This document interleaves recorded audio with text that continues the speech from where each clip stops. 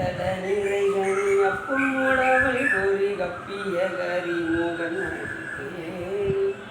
கற்றிடும் அடியவர் புத்தியில் உறைபவன் கற்பகமன வினை கடித்தேன் மதியமும் வச்சிடும் அரண் மகன் மற்றொரு விரல் போய் அதையானை மத்தல வயிறனை தனி புதல்வனை மட்டவில் வளர் கொடு மணிவேணி தமிழடையினை முற்படுகிறதன் உட்பட எழுதியோனே முப்புறம் எரிவிராட்சிவன் ஒரு ரதம் அச்சது கொடிது அறியா அத்து இறது கொடு விப்பிரமணிவடும் முப்புணம் அதனிலை ஆகி அக்குற மகளுடன் அச்சிறுவுடு கணை அக்கணவன அருள்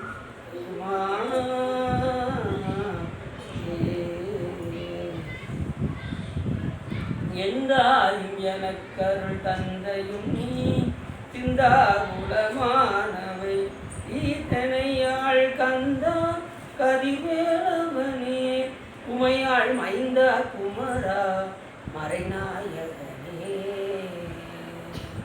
ஏ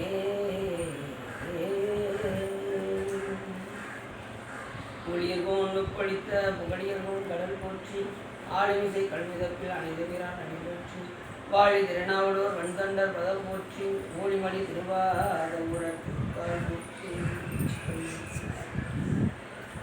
எல்லாம் வல்ல சிவகாமி அம்பாளுடனாகிய ஸ்ரீ வல்லல் வைத்தியநாதன் பெரும் கருணையினாலே நாம் தொடர்ந்து கந்தபுராணத்தில் நின்று காவிரி நீங்கு படலம் பற்றி சிந்திப்பதற்கு திருவள்ளும் குருவரும் அடியார்களும் கூட்டியிருக்கிறோம். போதமுரு சூதமணி புகன்ற காந்த புகழ் கடலில் படிந்ததன் பொருளதான மேதகுவன் புனல் அருந்தி பையம் உய்ய வெய்யத்திய பிறவி என்னும் வெவ்வை தீர தாதவில் பூம்பொழில் காஞ்சி புகட்டில் ஏது சலதி அமுதினை நிகழ் சென்ற அமிழதான காதல் மலை பொழிந்த அருட்கொண்டலான கச்சியப்பனீர் பாதம் நிச்சயித்தான். நாம் எப்போதுமே ஒரு தளத்தை சொன்னோம். அதன் அடிப்படையில் நேற்று அவர்கள் சொன்னார்கள் ஊத்துமலை முருகன் அப்படின்னாங்க. இன்றைக்கி அதை பற்றி நீங்கள் சிந்திச்சுக்கணும். அப்படின்ட்டு தான் இந்த ஊற்றுமலை முருகன் எங்கே இருக்கிறார் என்று சொன்னால் சேலத்தில் சேலத்துக்கு பக்கத்தில் சீரகங்கொட்டி அந்த இதில் தான் இந்த ஊத்துமலை இருக்கின்றது. இந்த கோயில் சாமி பால முருகனாக தெரிகின்றார். இந்த ஊத்துமலை முருகன் எப்படி ஊற்றுமலை என்பதுன்னா அந்த பாறையில் எப்போதுமே ஊற்று இருந்து கொண்டே இருக்கும் இந்த மலையில். அதனால தான் இந்த மலைக்கு ஊற்றுமலையிலே போயிடும்.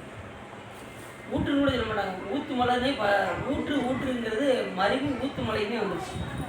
ஆனால் ஊற்றுமலை தான். இந்த ஊற்று பார்த்திங்கன்னா ஒரு குறிப்பிட்ட இடங்களில் தான் அந்த ஊற்றுகள் வரும். எல்லா இடத்துலையும் ஊற்று வராது. ஒரு சில இடங்களில் ஊற்றுனா இப்போ ஐநூறு பனைன்னு வச்சுக்கோங்க, அதாவது படிக்குவாங்க. அங்கே ஒரு சில இடங்களில் ஊற்று அதுவாக தண்ணி வந்துகிட்டே இருக்கும். மழை இல்லாத காலத்திலும் கூட அது என்ன வரும்னா அந்த ஊற்று வந்துகிட்டே இருக்கும் அந்த இடத்துல மட்டும். அப்படி இல்லாத காலத்திலும் அந்த தண்ணி வந்து பார்த்திங்கன்னா கொஞ்சம் அந்த இடத்துல மட்டும் தொட்டி மாதிரி நிறைஞ்சிருக்கும். அது ஒரு தனிச்சிறப்பு. இந்த மலையில் எப்போயுமே அந்த ஊற்று வறுத்து கொண்டே இருக்கின்றதுனால இந்த மலை வந்து மிகவும் சிறப்புடையது. இதை சுற்றி பார்த்தீங்கன்னா 4 மலை இருக்கான். ஒன்று பத்மமலை, மற்றொன்று நாமமலை, மற்றொன்று கந்தகிரி, நாமகிரி, பத்மகிரி, குமரகிரி என்கின்ற 4 மலைகள் சுற்றி அப்படி ஒரு சிறப்பு இந்த ஊற்று மலைக்கு. இப்போ மலேசியா போனீங்கன்னு வச்சுக்கோங்க, மலேசியா சிங்கப்பூர் ஒரு முருகப்பெருமான் பெருசாக இருக்காரு பார்த்தீங்களா, அது வந்து 10 மலை முருகன் பேர் எல்லாருக்கும் தெரியும். எல்லோரும் நினச்சிருக்காங்க 10 மலை முருகன்னா அவர் தான் 10 மலை முருகன் நினச்சிருக்காங்க. 10 மலையிலே முருகப்பெருமான் இருக்காங்க. அதில் ஒரு மலையில் தான் இந்த பெரிய முருகப்பெருமானை வச்சுருக்காங்க. நமக்கு என்ன தெரியும்னா அந்த ஒரு மலை தான் தெரியும். ஆனால் அதை சுற்றி 10 மலையிலையும் 10 முருகப்பெருமான். அது ஒவ்வொன்றும் தனித்தனியாக போய் வண்டியில் போய் பார்க்கணும். ஒருத்தவங்க கூட்டு போகிறேன்னு அடிக்கடி சொன்னாங்க. அது என்னைக்கு கூட்டு போகிறாங்கன்னு தெரில. திருவள்ளூர் கூட்டிட்டு சரி நான் போய் பார்க்கணும். சரி, அப்படி இந்த ஒரு ஊற்றுமலை முருகப்பெருமான் படி என்று சொன்னால் இங்கே சித்தர்கள் எல்லாம் வந்து தவம் செய்யக்கூடிய இடம் இந்த ஊற்றுமலை. மிக முக்கியமாக பார்க்கணும்னா அகத்தியமாமுதல், அவருடைய மனைவி லோகாமுதல், அது கீழே அந்த சிலர் அந்த வாழையில் வரைக்கும் அதை வணங்கிட்டு தான் எல்லாம் மேலே போவாங்க. பார்த்தீங்களா எல்லாம் ஒன்றுன்னா அடிக்கடி போவீங்க கீழே தான் உங்கள் வீடு வீடு மேலே டெய்லி போயிட்டு வரீங்களா உயரம் கூட நம்ம 500 மீட்டர் உயரத்தில் இருக்குது கடல் ஆழத்துலேருந்து 500 மீட்டர் உயரத்தில் இருக்குது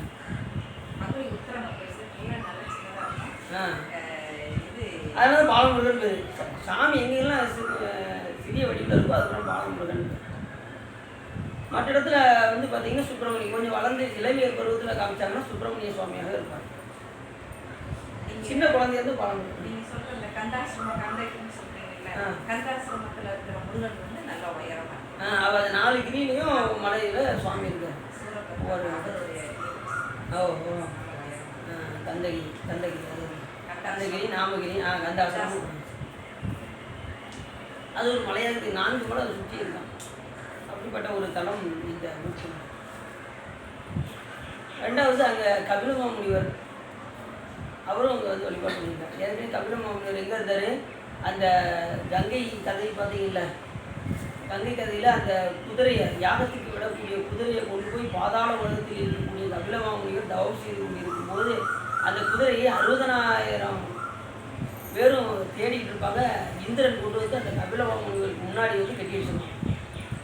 உடனே அத்தனை பேரும் எல்லா லோகத்தையும் தேடுவாங்க. கடைசி பாதாள உலகத்தில் போய் தேட போவாங்க பாருங்க. அந்த கபிலமாமுனிவர் தவம் செய்து அவருக்கு முன்னாடி இந்த குதிரை இருந்ததும் உடனே இந்த 60,000 பேரும் என்ன பண்ணுவாங்க, இவர் தான் இந்த குதிரையை ஒழிச்சு வச்சிருக்காரு அப்படின்னு சொல்லி கபிலமாமுனிவர் மேலே அத்தனை 60,000 பேரும் அம்பு எய்துவாங்க. அம்பு எய்ததும் அவர் நெற்றிக்கண்ணை திறந்து பார்ப்பாரு பாருங்க, 60,000 பேரும் பசுமாயிருவாங்க. அதுக்கப்புறம் தான் கங்கையை வந்து கீழே கூட வந்து பரவாயில்லை. பகீரதன் என்கின்ற அரசன் என்ன பண்ணால் சாமியிடம் கேட்டு என்னுடைய முன்னோர்கள் என்ன செய்து கொண்டிருக்கிறார்கள் என்று தன்னுடைய குலகுருவாய வசிஷ்ட மாமியிடம் கேட்க அவர்கள் அத்தனை பேரும் நரகத்தில் இருக்கிறார்கள் என்று சொல்ல, யாராவது இப்போ நம்ம முன்னோர்கள் வந்து நல்ல நிலையில் இருக்காங்கன்னு சொன்னால் சந்தோஷமாக இருக்கும். அவங்க நரகத்தில் இருக்காங்கன்னு சொன்னால் நமக்கு எவ்வளோ வருத்தமாக இருக்கும். அப்போ பகீரத நரகன் என்ன செஞ்சால், சாமி இதுலேருந்து அவங்க நம்ம நற்கதி அடைகிறதுக்கு என்ன செய்யலாம் அப்படின்றதும் உடனே அந்த வசிஷ்ட மாமியார் சொன்னார், ஆதாய கங்கையை பூலோகத்துக்கு வரவழைத்தால் அவர்கள் நரகத்திலிருந்து விடுபடுவார்கள் அப்படின்னு சொல்லி சொன்னாங்க. உடனே என்ன செஞ்சார், தவம் செய்து கங்கை முதல்ல வருவாங்க, வந்து கேட்பாங்க. நான் வர்ற வேகத்தை தாங்கக்கூடிய ஒரே ஆற்றல் சிவபெருமான் ஒருவருக்கு தான் உண்டு, மற்ற யாருக்கும் கிடையாது அப்படின்னு கங்கை சொன்னேன். அப்போ உடனே நீ சிவபெருமானை நோக்கி தவம் செய்யி, நான் வர ரெடியாக இருக்கேன் அப்படின்னு சொல்லி கங்கை சொன்னேன். உடனே சிவபெருமானை நோக்கி தவம் செய்யவும் சாமி வந்து காட்சி கொடுத்து மகனே உனக்கு என்ன வேணும் என்று சிவபெருமான் கேட்க, பகீரதரசன் என்ன கேட்டான், சாமி ஆகாய கங்கை உலகத்துக்கு வரவேற்க வந்த என்னுடைய பாட்னார்கள் அத்தனை பேரும் 60,000 பேரும் நரகத்தில் இருக்காங்க, அவர்களே பாய்ச்ச வேண்டும். அப்படியா, நீ வழக்கம் போல நீ தவம் செய்து வர சொல்லி நான் பார்த்துக்கிறேன் அப்படின்னு சிவபெருமான் சொல்ல, உடனே இவர் என்ன செய்வார், 10,000 ஆண்டுகள் தவம் செய்வார். உடனே கங்கை ஆகாய கங்கை மேலே வேகமாக வரும் பாருங்க. வந்த கங்கை சிவபெருமானை பார்த்தது என்ன ஆயிருமா, ஆழ்த்த கங்கை அடக்கும் பாட்போக்கி அப்படின்னு கூட அப்புறம் சாமி அருமையாக சொன்னாங்க. அப்படி வேகமாக வந்த கங்கையை சாமி வந்தது அப்படி தாழ்ந்துச்சான்.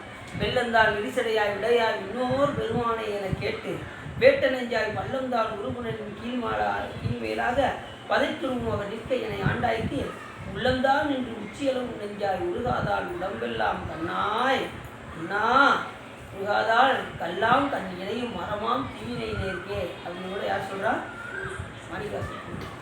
அப்படி வெள்ளமாக வந்துச்சு கங்கை. சிவன் வந்து தாழ் சடையாய் சடையில் போய் அப்படி கொஞ்சம் தையிடுச்சு. அத்தனை சாமி என்ன பண்ணாரு, அடைக்கி கொண்டு போய் தலையில் வச்சுட்டார். அதில் ஒரு முடி எடுத்து விட்டே தான் இப்போ ஓடிக்கிட்டு இருக்கக்கூடிய கங்கை. அப்படி இந்த 60,000 பேருக்கு மேலே இந்த கங்கையை பார்த்தீங்கன்னா தான் அவங்க நற்கதி அடைஞ்சாங்க. இப்போ புனித இதில் வந்து நம்ம அஸ்தியெல்லாம் கரைக்கிறோம் பார்த்தீங்களா, கங்கையில் இல்லை குற்றாலத்தில் இதெல்லாம் இறந்தவருடைய அஸ்தியெல்லாம் கரைக்கிறதுக்கு இதை வச்சு தான் வந்தது. அப்படி அவங்களுடைய அஸ்தி அந்த புனித நீரில் கரைத்தால் அவர்கள் நல்ல கதி அடைவார்கள் என்பதற்காகத்தான் புனித நீரில் கொண்டு போய் கரைச்சாங்க. சிலர் பார்த்தாங்கன்னா எங்களுக்குள்ளே கரைக்காங்கன்னு தெரியும், எங்கனாலும் தூக்கி போட்டு வந்துடுறாங்க. ஆளுக்கு இல்லை கெட்டு கிடக்கிற தண்ணியில் கூட என்ன செஞ்சுறாங்க, போட்டு வந்துடுறாங்க. அப்படி இருக்கிற ஓடுகின்ற தண்ணீரில் தான் என்ன செய்யணும், அந்த இதை கரைக்கணும். அதுலேயும் திருப்பூவனத்தில் கரைச்சா ரொம்ப சிறப்பு. திருப்பூவனம் போயிருக்கீங்களா, அங்கே வந்து பார்த்தீங்கன்னா அங்கே போட்டு அங்கே வந்து பூவாக மாறிடுவாங்க அந்த இறந்த ஆன்மா. அவ்வளோ சிறப்பு. அதனால தான் பூவனம்னே பேர். அது பூவாக மாறிக்கின்ற காரணத்தில் பூவனம். அவன் போனோம் சார் போகணும் கேட்டேன். ஆமாம் போகிறேன். சரி அடுத்து ஒரு நாள் போயிடுவோம். கலப்படாதீங்க. அடுத்து மதுரை போய் இன்னொரு போயிடுவோம். இன்னொரு நம்ம மதுரைக்கு போவோம். பார்க்காத இடத்தெல்லாம் பார்த்துருவோம். சரி திருவள்ளுவர் என்ன சாமி விண்ணப்பிச்சிருவோம். சாமி கொண்டு அப்படி அந்த ககுலமா முனிவர் நெற்றிக்கண்ணை திறந்தார். அத்தனை பேரும் 60,000 சாம்பலானவர்களா. அப்படிப்பட்ட அந்த வலிமை வாய்ந்த ககுலமா முனிவர் வந்து தவம் செய்த இடம் இங்கே இந்த ஊற்றுமலை. அப்பேற்பட்ட ஒரு தவம் லோகாமுத்தரி அகத்திய மாமுனிவர், அகத்திய மாமுனிய மனைவி லோகாமுத்தரி, இவருடைய அப்புறம் போகர் வந்து வழிபாடு பண்ணியிருக்காரு. போகர் யார் இருக்கவங்களுக்கு பழனி. போகர்னாலே எல்லாருமே அவங்களுக்கு பழனி முருகப்பெருமான் தான். ஆமாம் சார். பழனி முருகப்பெருமான் அந்த நவபாசனத்தில் அந்த முருகப்பெருமான் சிலையை வடித்தவர் தான் போகர் மாமன். இந்த சிலை இருந்தால் அப்படியே இருக்கா? ஆமாம் இப்போ எடுத்துட்டாங்க, மாற்றி வச்சுட்டாங்க. அப்படிலாம் குரல் வந்துச்சு. இப்பயும் போய் பாருங்கள், நீங்கள் அபிஷேகம் பண்ணிட்டு பாருங்கள். அதெல்லாம் தொடவே முடியாது. மாற்றி வச்சுட்டாங்க. அதனால தான் அந்த நவபாசனத்தில் அபிஷேகம் பண்ண தண்ணியை எடுத்துவாங்க. கோவணத்தில் அபிஷேகம் பண்ணிட்டு அந்த கோவணத்தை எடுத்து புரிஞ்சு கொடுப்பாங்க. காலையில் அதிகாலையில் அந்த கோவணத்துக்கு வாங்குறதுக்கு கூட்டம் பார்க்கணும் அப்படின்னு முதல்ல அப்போ தான் பழனிக்கு போயிருக்கேன். முதல்ல நாங்கள் எல்லாம் கோயம்புத்தூருக்கு போயிட்டு வரும்போது நம்ம ராமநாதா எல்லாமே போயிட்டு அப்போ தான் வந்தோம். அவங்களும் பாத யாத்திரை ஆரம்பத்தில் போயிருக்காங்க. நான் பழனி பார்த்ததில்லை, நான் இறங்கிக்கிறேன் அப்படின்ட்டு இவங்க எல்லாம் ஊருக்கு வந்துட்டாங்க. அப்படின்னு இறங்கி பேரே போனேன். ஒன்றுமே தெரியாது, புதுசாக போய் பார்க்குறேன். அவ்வளோ ஆனால் மடம் நிறையா இருந்துச்சு. சரிட்டு அங்கே ஒரு மடம் இருக்காங்க அப்படின்ட்டு அதிகாலை நம்ம எந்த சிந்தனையோடு உறங்குறோமோ அந்த சிந்தனையில் நம்ம எதிர்ப்போம். 4 மணிக்கு எதிர்த்து முதல்ல போய் மெத்தனம் பண்ணணும். அதே இடத்துல பார்த்தேன். அதேபடி கரெக்டாக 4 மணிக்கு எதிர்த்து செஞ்சு போய் 5 மணிக்கெலாம் அந்த கேட்டு கூட்டியிருந்தாங்க. போய் முன்னாடி உட்காந்துருக்கோம். எல்லாரும் கூட்டமாக உட்காந்தாங்க. எதுக்கு உட்காந்துருக்கேன்னு எனக்கு உண்மை புரியல. அப்புறம் கேட்டு திறந்து விட்டாங்க பாருங்க. முதல்ல ஆள் ஓடுறாங்க. எதுக்கு ஓடுறாங்கன்னு தெரியல. நானும் அவங்களோட கூட்டத்தில் ஓடுறேன். எதுக்கு ஓடுறாங்கன்னு தெரியல. எதுக்கு ஓடி இல்லை வரிசை நின்றுட்டாங்க. வரிசை நிற்கிறது தான் இவ்வளோ கூட்டமாக ஓடுறாங்களோ அப்படின்ட்டு வரிசை நின்று போய் பார்த்தா அபிஷேகம் நடக்கும். அபிஷேகத்தை பார்க்கணும். முதல்ல அபிஷேகம் பார்க்க வாய்ப்பு. அது முடிஞ்சது என்னடா பார்த்தா அந்த கோவணத்துலேயே புரிஞ்சு விட்டாங்க பாருங்க. எடுத்ததுமே சாமியோட பெருங்கரையினால அந்த கோவணம் சிலவர் எடுத்து வந்துட்டு அந்த குளத்தை நீ பார்த்துட்டியா, நீ ஆண்டிதான் அப்படின்னாங்க. ஆனால் அந்த குளத்தை யார் பார்க்குறாங்களோ அவங்களுடைய வாழ்க்கை முன்னேறும். நிறைய பேர் என்ன செய்வாங்க, இந்த ராஜ அலங்காரத்தை தான் பார்க்கணும்னு நினைப்பாங்க. யார் இந்த கோவணத்தோடு பார்க்கிறார்களோ அவர்களுக்கு ஞானம். அதனால தான் சுவாமி சொற்றொழி பேசுகிற அளவுக்கு செஞ்சார். தெரியுது அவங்களுக்கு ஞானம் உண்டாகும். இன்னும் பழனி நிறைய பேர் என்ன சொல்கிறாங்க, அங்கே ஞானம் தான் விளையும், செல்வம் கிடைக்காதுன்னு நினைக்கிறாங்க. பழனிக்கு போனால் எல்லா விதமான செல்வங்களும் சேரும், ஞானமும் உண்டாகும். 2 விதமான இகபர சௌபாக்கியம் அருள்வாய்கிறார்ல. யார் சொல்கிறான்? அருணாதிபதினு சொல்கிறாரு. சனமிக வேற்றி மறவாதே மனது துயராற்றில் உடலாடி. மனத்துயரம் அங்கே நீங்குவான். இசைவயில் சடாச்சரமதாலே இகபர சௌபாக்கியம் அருள்வாயே அசுவதி வாக்கியம் உணர்வோனே பழனி மலை வீட்டில் அருகுந்தேலா சொல்கிறாங்க. அப்படி பழனி அப்படி இகபர சௌபாக்கியம் அப்படிங்கிறோம். அப்படிப்பட்ட இடத்துல போய் நாங்கள் வழிபாடு. இப்போ என்ன இது காரணம் அப்படின்னா, இந்த ஊற்றுமலை முருகப்பெருமான் அந்த போகர் வழிபாடு அங்கே அங்கேயும் தவம் செய்கிறார். பழனியில் மட்டும் இல்லை, இந்த ஊற்றுமலையிலும் இந்த தவம் செய்த இடம் இந்த ஊற்றுமலை என்று நிறைய சிறப்புலாம் இருக்குது. அந்த 500 மீட்டர் கடல் ஆழத்திலிருந்து 500 மீட்டர் தொலைவில் அந்த மலையானது சிறப்புற அங்கே விளங்குகிறது. வாய்ப்பு கிடைத்தா நாம் என்ன செய்யணும், இந்த ஊற்றுமலை முருகப்பெருமானை போய் கண்டு தரிசனம் செய்தால் அந்த பாலமுருகனை நாம் பார்த்தால் நாம் என்றும் பலனாகவே இருப்போம். அப்படியா, நம்ம வயசாகாதா அப்படின்னு கேட்காங்க. அதாவது நோய் நொடிகள் வராதுன்னு சொல்கிறாங்க. சரிதானா? பள்ளி வரும் பக்கத்தில் உட்காருங்க. இப்படி நினச்சி உட்காருங்க. 2வது பால வடிவத்தை நாம் பார்த்தோம் என்று சொன்னால், முருகப்பெருமானுடைய பால வடிவத்தை பார்த்தா நமக்கு நல்ல கல்வி வரும். இளமையிலே கல்வி, இளமையிலே எல்லாம் கிடைக்க வேண்டியதெல்லாம் கிடைக்கும். இந்த பாலபருவத்தை கண்டு வழிபாடு செய்யணும். அதனால் அந்த பாலமுருகனை போய் நாம் வழிபாடு செய்வோம் என்று சொல்லி நம்ம இன்னைக்கு கதைக்குள்ள போயிடுவோம். கதை நிறையா இருக்குது. காவிரி நீங்க படலாம். ஸ்ரீ வைகுத்தியுடைய அகத்தி மாமுனிவர் தம் சிவந்த கையில் தொங்கிக் கொண்டிருந்த காவிரி ஆற்றுடன் கொங்கை நாட்டை நெருங்கி சென்ற போது இறந்துவிட்ட அந்த வில்வலன் வாதாபி என்பவர்கள் சிறந்த தவத்தையுடைய முனிவரை போல் வடிவம் கொண்டு அந்த இடத்துக்கு வந்தாங்க. இறந்து போயிட்டாங்க. மறுபடியும் என்ன பண்ணாங்கன்னா அவர்கள் அந்த 2 பேரும் இறந்து விட்ட போதும் கூட அவங்க என்ன செஞ்சாங்கன்னா முனிவரை போல வடிவம் கொண்டு அந்த இடத்துக்கு வந்தாங்க.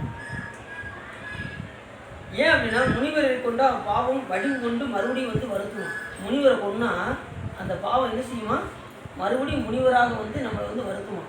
அதனால் இவங்க 2 பேரும் முனிவர்களாக தானே இருந்தாங்க.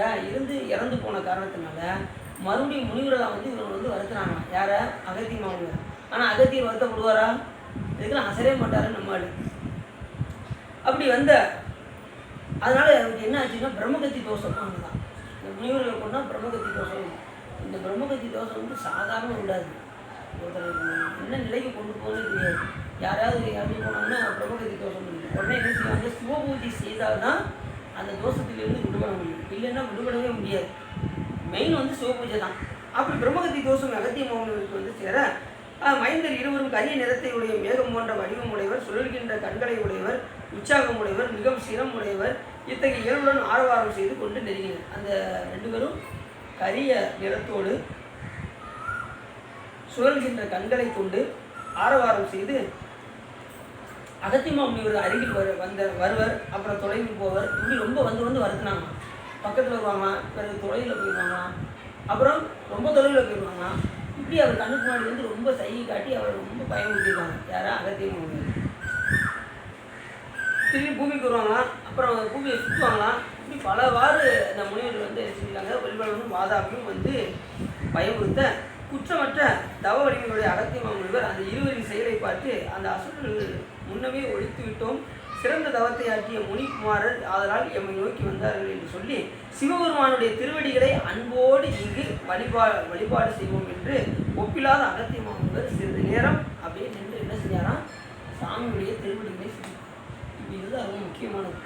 இப்போ நமக்கு ஒரு கஷ்டம், நான் நேரத்தை கொண்டு சொன்னேன், நமக்கு ரொம்ப கஷ்டம் வந்துச்சுன்னா சிவபெருமான ஒன்றி ஒரு பூஜை ரூமில் உள்ளே போய் சாமி மனம் ஒன்றி வழிபாடு செய்ய உங்களுடைய கஷ்டங்கள்லாம் நீங்கள் சொன்னாலும் சொல்லுவேன்.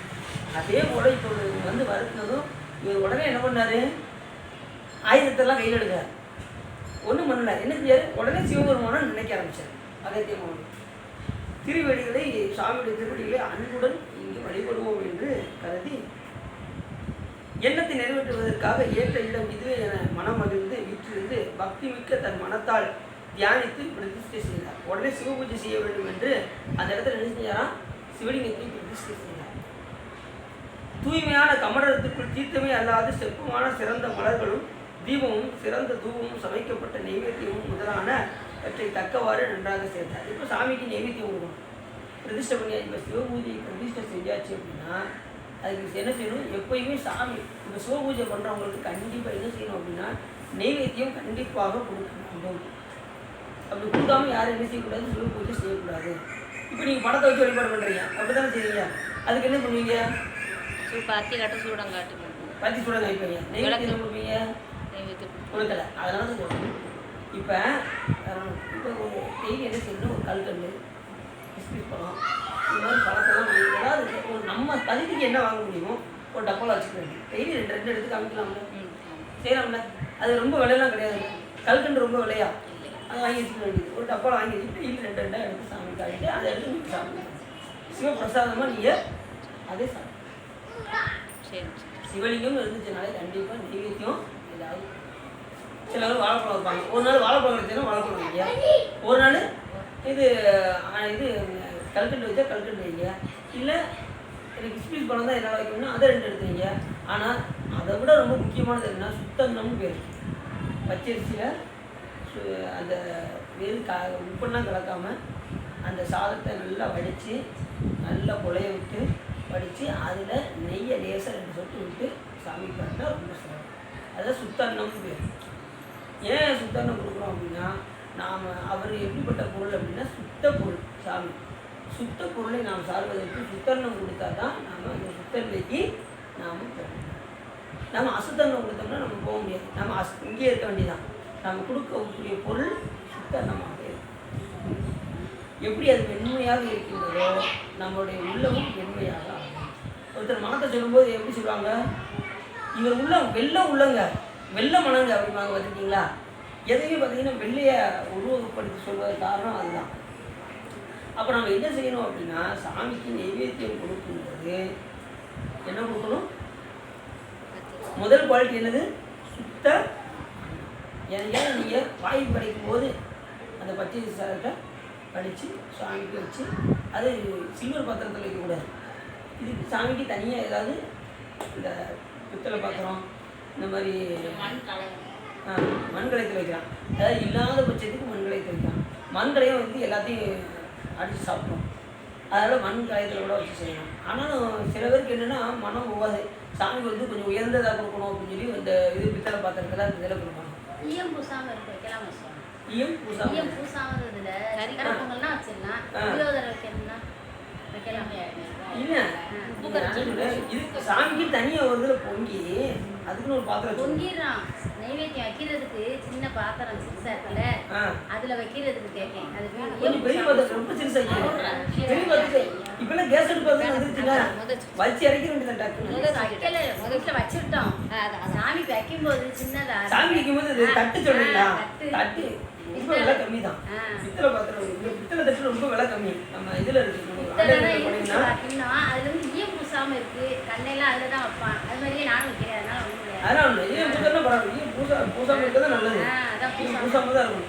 அப்படி உள்ளதான் வச்சு நம்ம சாமிக்கு நைவேத்தியம் வச்சு வைக்கலாம். மண்கலத்தில் வைக்கலாம். ஆனால் என்ன அதை ஏன் சிறப்புன்னு சொல்கிறாங்க அப்படின்னா, பித்தளை பாத்திரத்தில் வைக்கிறது கொஞ்சம் உயர்வாக. சில பேர் தங்கத்தட்டில் வைப்பாங்க, சிலர் வெள்ளி தட்டில் வைப்பாங்க, அதுக்கப்புறம் இது வெங்கலத்தட்டில் வைப்பாங்க, அதுக்கப்புறம் இப்போ பித்தளை தட்டு. இப்படி ஒவ்வொரு குவாலிட்டி இல்லை. இது கடைசி மண். ஏன்னா ஒவ்வொருத்தரும் ஒரு சிறப்பு. மண் தத்துவம் தான் முதல் தத்துவம் அப்படிங்களா? எதில் வைக்கலாம். நம்ம அன்போடு கொடுக்கணும், அதுதான் முக்கியம். சாமி எதை எதிர்பார்ப்பார் அப்படின்னா, நம்ம அன்பை மட்டும்தான் பார்க்கணும். நம்ம செயலெல்லாம் பார்க்கவே மாட்டார். என்ன காரியத்தோடு இந்த நம்மளை வழிபாடு செய்கின்றான் அப்படிங்கிறது மட்டும்தான் சாமி பார்ப்பா இருக்குங்கிற. சிலர் பார்த்தீங்கன்னா கையில் கொடுத்துருந்தாலும் கூட என்ன செய்வாங்க, போக சோம்பேறிப்பட்டுக்கிட்டு, நல்லா தெரியும், போக சோம்பேறிப்பட்டுக்கிட்டு இருக்கிறத வச்சே எப்படா சமாளிப்போம் அப்படின்னு நினைச்சுவாங்க, சமாளிப்பாங்க. கடைக்கு போகக்கூடாது. இங்கே இருக்கிற பாத்திரம் என்ன இருக்குது அப்படியே பார்ப்பாங்க. எப்படா இருக்கிறத எடுத்து சாப்பிட்டே காட்டும் அப்படின்னு காட்டுவாங்க. இந்த சின்ன சின்ன பாத்திரம்லாம் இருக்குது. நம்ம கடைகள்லாம் விற்கும். இந்த மாணவர்கள்லாம் பார்த்தீங்கன்னா போய் வாங்கி எடுத்து வச்சோம். அப்படி சாமி கொடுக்கக்கூடிய நைவேத்தியம் எப்படி இருக்கணும்னா சுத்த. வேற என்ன கொடுப்பீங்க? வாழைப்பழம், பழங்கள், கனிகள் எல்லாமே சாமி கொடுக்கணும். கனிகள் எல்லாமே இக்கவரை நற்கனிகள் சர்க்கரை வறுத்தோடெண்ணை எல் பொறியவள் துவரை இளநீர் எச்சில் பயரப்பவகை பச்சரிசி பிட்டு களரிப்பழம் நீடிப்பல் வகை தனி மூலம் கடி சிற்கடலை பட்சணம் எனக்கோடோடு வெக்கின சமட்டவேனும் அருளாடி. அப்போ இக்கவரை நற்கனிகள் சர்க்கரை வறுப்போடு எண்ணெய் எல் பொறி அவள் துவரை இது எல்லாமே சாமி கொடுக்கலாம். அவள் இதெல்லாம் கொடுக்கணும்ல, அவள் வைக்கலாம். நற்கனிகள் எல்லாம் சாமி கொடுத்து நைவேத்தியம். இதில் உயர்வானது எது அப்படின்னா சுத்தாமி. அந்த பச்சரிசியில் படித்து அந்த பச்சை சிலவர் பார்த்தீங்கன்னா இருக்கிறதுல எவ்வளோ முட்டமான பச்சரிசி இருக்கோ அதை வாங்கி நைவேத்தியம் பண்ணுறது அப்படின்னு கூட. சாமிக்கு எது கொடுத்தாலும் என்ன செய்யணும், உயர்வாக இருக்கிறதுல எது கூடையோ அதை கொஞ்சமாக வாங்கிட்டு கூட நம்ம கொஞ்சம் கொஞ்சமாக எடுத்து கூட பச்சரிசிலாம் அவ்வளோ. அதையும் என்ன சேர்க்கக்கூடாது, உப்பு சேர்க்கக்கூடாது. உப்பு சேர்க்கிறதுலாம் நமக்கு தான், சாமிக்கு வந்து உப்பு. அப்போ நைவேத்தியம் கொடுக்கும் நம்ம எதை நைவேத்தியமாக கொடுப்போங்கிறத நல்லா தெரிஞ்சுக்கணும். எதை நம்ம நைவேத்தியம் கொடுப்போம் சாமிக்கு? சாமிக்கு நைவேத்தியம் கொடுப்போம். அதுக்கு ஒரு காரணம் இருக்கும்ல. இப்போ சாமி வந்து உண்ணாது உறங்காது இருந்தாய் போட்டு, அவருக்கு உண்ணவும் மாட்டார் உறங்கவும் மாட்டார். நமக்கு தான் உண்ணவும் நேரம் உண்டு, உறங்குறதுக்கு நேரம் உண்டு. சாமிக்கு ரெண்டுமே கிடையாது. அப்போ சாமி கிட்ட அதுக்கு ஏதாவது அப்பீல் இருக்கா? உண்ணாது உறங்காது இருந்தாய் போற்றி. அவர் உறங்கவும் மாட்டார், நம்ம 24 மணி நேரம் டியூட்டி யாருக்குன்னா சிவபெருமான் தான் 24 மணி நேரம் டியூட்டி. நம்ம ஒரு 8 மணி நேரம் டியூட்டி பார்த்துட்டு போவாங்கப்பா, நீங்களும் உங்கள் வேலையும் அப்படின்னு என்ன செய்வோம், போய் எங்கடா ரெஸ்ட் எடுப்போம்னு பார்ப்போம். நாம் உறங்கிடுவோம். நல்லது உறங்க போன நேரத்தில் நாம் உறங்கிடுவோம். சிவபெருமான் உறங்க மாட்டார். நம்ம உயிரை பத்திரமா வச்சிருந்து காலையில் இந்தாப்பா அப்படின்னு சொல்லி பொறுப்பாக நம்ம கையில் கொடுத்தா, இது காலையில் எழுந்திரிச்சு ஆரம்பிக்கிறது இரவு வரைக்கும் ஏகப்பட்ட பொய், ஏகப்பட்ட பித்தலாட்டம் எல்லாம் பண்ணிட்டு மறுபடியும் நைட் ஆயிடுச்சுன்னா சாமி மறுபடியும் தூங்க உறங்க போயிடும். உடனே சாமி மறுபடியும் உயிரை வாங்கி கையில் வச்சுருப்பாரு. இவன் எப்படா முடியுமா இந்தப்பா அப்படின்னு மறுபடியும் காலையில் போயிடுங்க. உறங்குற நேரத்தில் நீங்கள் எங்கே போவீங்க தெரியுமா? உங்களுக்கு எங்கே போவீங்க? நீங்கள் உறங்கிடுவீங்க. உங்கள் கருவிகரணங்களாம் எங்கே போகும்? பிராணன் மட்டும்தான், ஒரே ஒரு வாயு மட்டும்தான் இருக்கும். மற்ற எல்லாத்தையும் சாமி 36 தத்துவத்தில் 32 சாமி நிறுத்திவார், வாங்கி வச்சுருப்பார். காலையில் ஓப்பன் பண்ணி உருவாரு பாருங்க. சில பேர் பாருங்க காலையில் நல்லா தெரிஞ்சுக்கோங்க. காலையில் எந்திரிச்சோதை நீங்கள் எங்கே இருக்கீங்கன்னு ஒரு நிமிஷம் சிந்திச்சு பார்ப்பீங்க தெரியுமா? முடிச்சு போய் வெளியூர் போயிருக்கீங்க, அங்கே நீங்கள் உறங்குறீங்க. உறங்கி முடிச்சுமே கண்ணை முடிச்சதும் உடனே நீங்கள் எங்கே இருக்கீங்கன்னு தெரியாது. கருவி வேணுங்களா அப்போ தான் ஒன்றோட சேரும். சாமி அப்போ தான் சேகரித்து கொடுப்பாரு. கொடுத்ததும் அப்படி ஓ நீங்கள் பழனி முருகப்பெருமான் கோயிலுக்கு வந்துருக்கோமோ, அங்கே உள்ள ரூமில் நம்ம தங்கியிருக்கோம் ரைட்டு அப்படின்னு. அதுக்கப்புறம் தான் சுயநிலையே உங்களுக்கு வரும். அதுக்கப்புறம் தான் நீங்கள் செய்வீங்க திருக்கோயிலுக்கு போகிறது. அதுக்கப்புறம் பழைய நிலைவு எல்லாமே வர ஆரம்பிச்சிடும். இதெல்லாம் இந்த கருவி வேணுங்களெல்லாம் சாமி பத்திரப்படுத்தி சாமி பார்த்தீங்கன்னா நம்ம எல்லாம் வந்ததுக்கப்புறம் இதே மட்டும் அடிக்கிட்டே இருக்கு. பார்த்தீங்கன்னா இதே மட்டும் லேப்டாப் சவுண்டு கேட்டுகிட்டே இருக்கும். இங்கே லேப்டாப் சத்தம் இங்கே நின்றுச்சுன்னா வெளியில் லேப்டாப்னு அடிக்க ஆரம்பிச்சிருவாங்க. வெளியில் இங்கே நின்றுச்சுன்னா வெளியில் அடிக்க ஆரம்பிச்சிருவாங்க.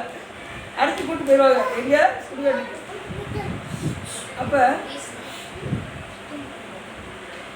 அப்போ சாமி நமக்கு எவ்வளவு பத்திரமா இதை கொடுத்தாரு. அப்போ சாமிக்கு கொடுக்கக்கூடிய நெய்வேத்தியம் எப்படி இருக்கணும் அப்படின்னா, அந்த சுத்தம்னா எதுக்காக கொடுக்கணும் அப்படின்னா, நம்மளுடைய தற்போதத்தை நல்ல தெரியும் யான் எனது என்கின்ற செருக்கை சாமிக்கு நைவேத்தியமாக. இதுதான் கருத்து. இப்போ நம்மகிட்ட இருக்கா இல்லையா? யான் எனது என்கின்ற செருக்கு இருக்கா இல்லையா? எதுனா நான் செய்யணுங்கிற என்ன வருதுல்ல நமக்கு.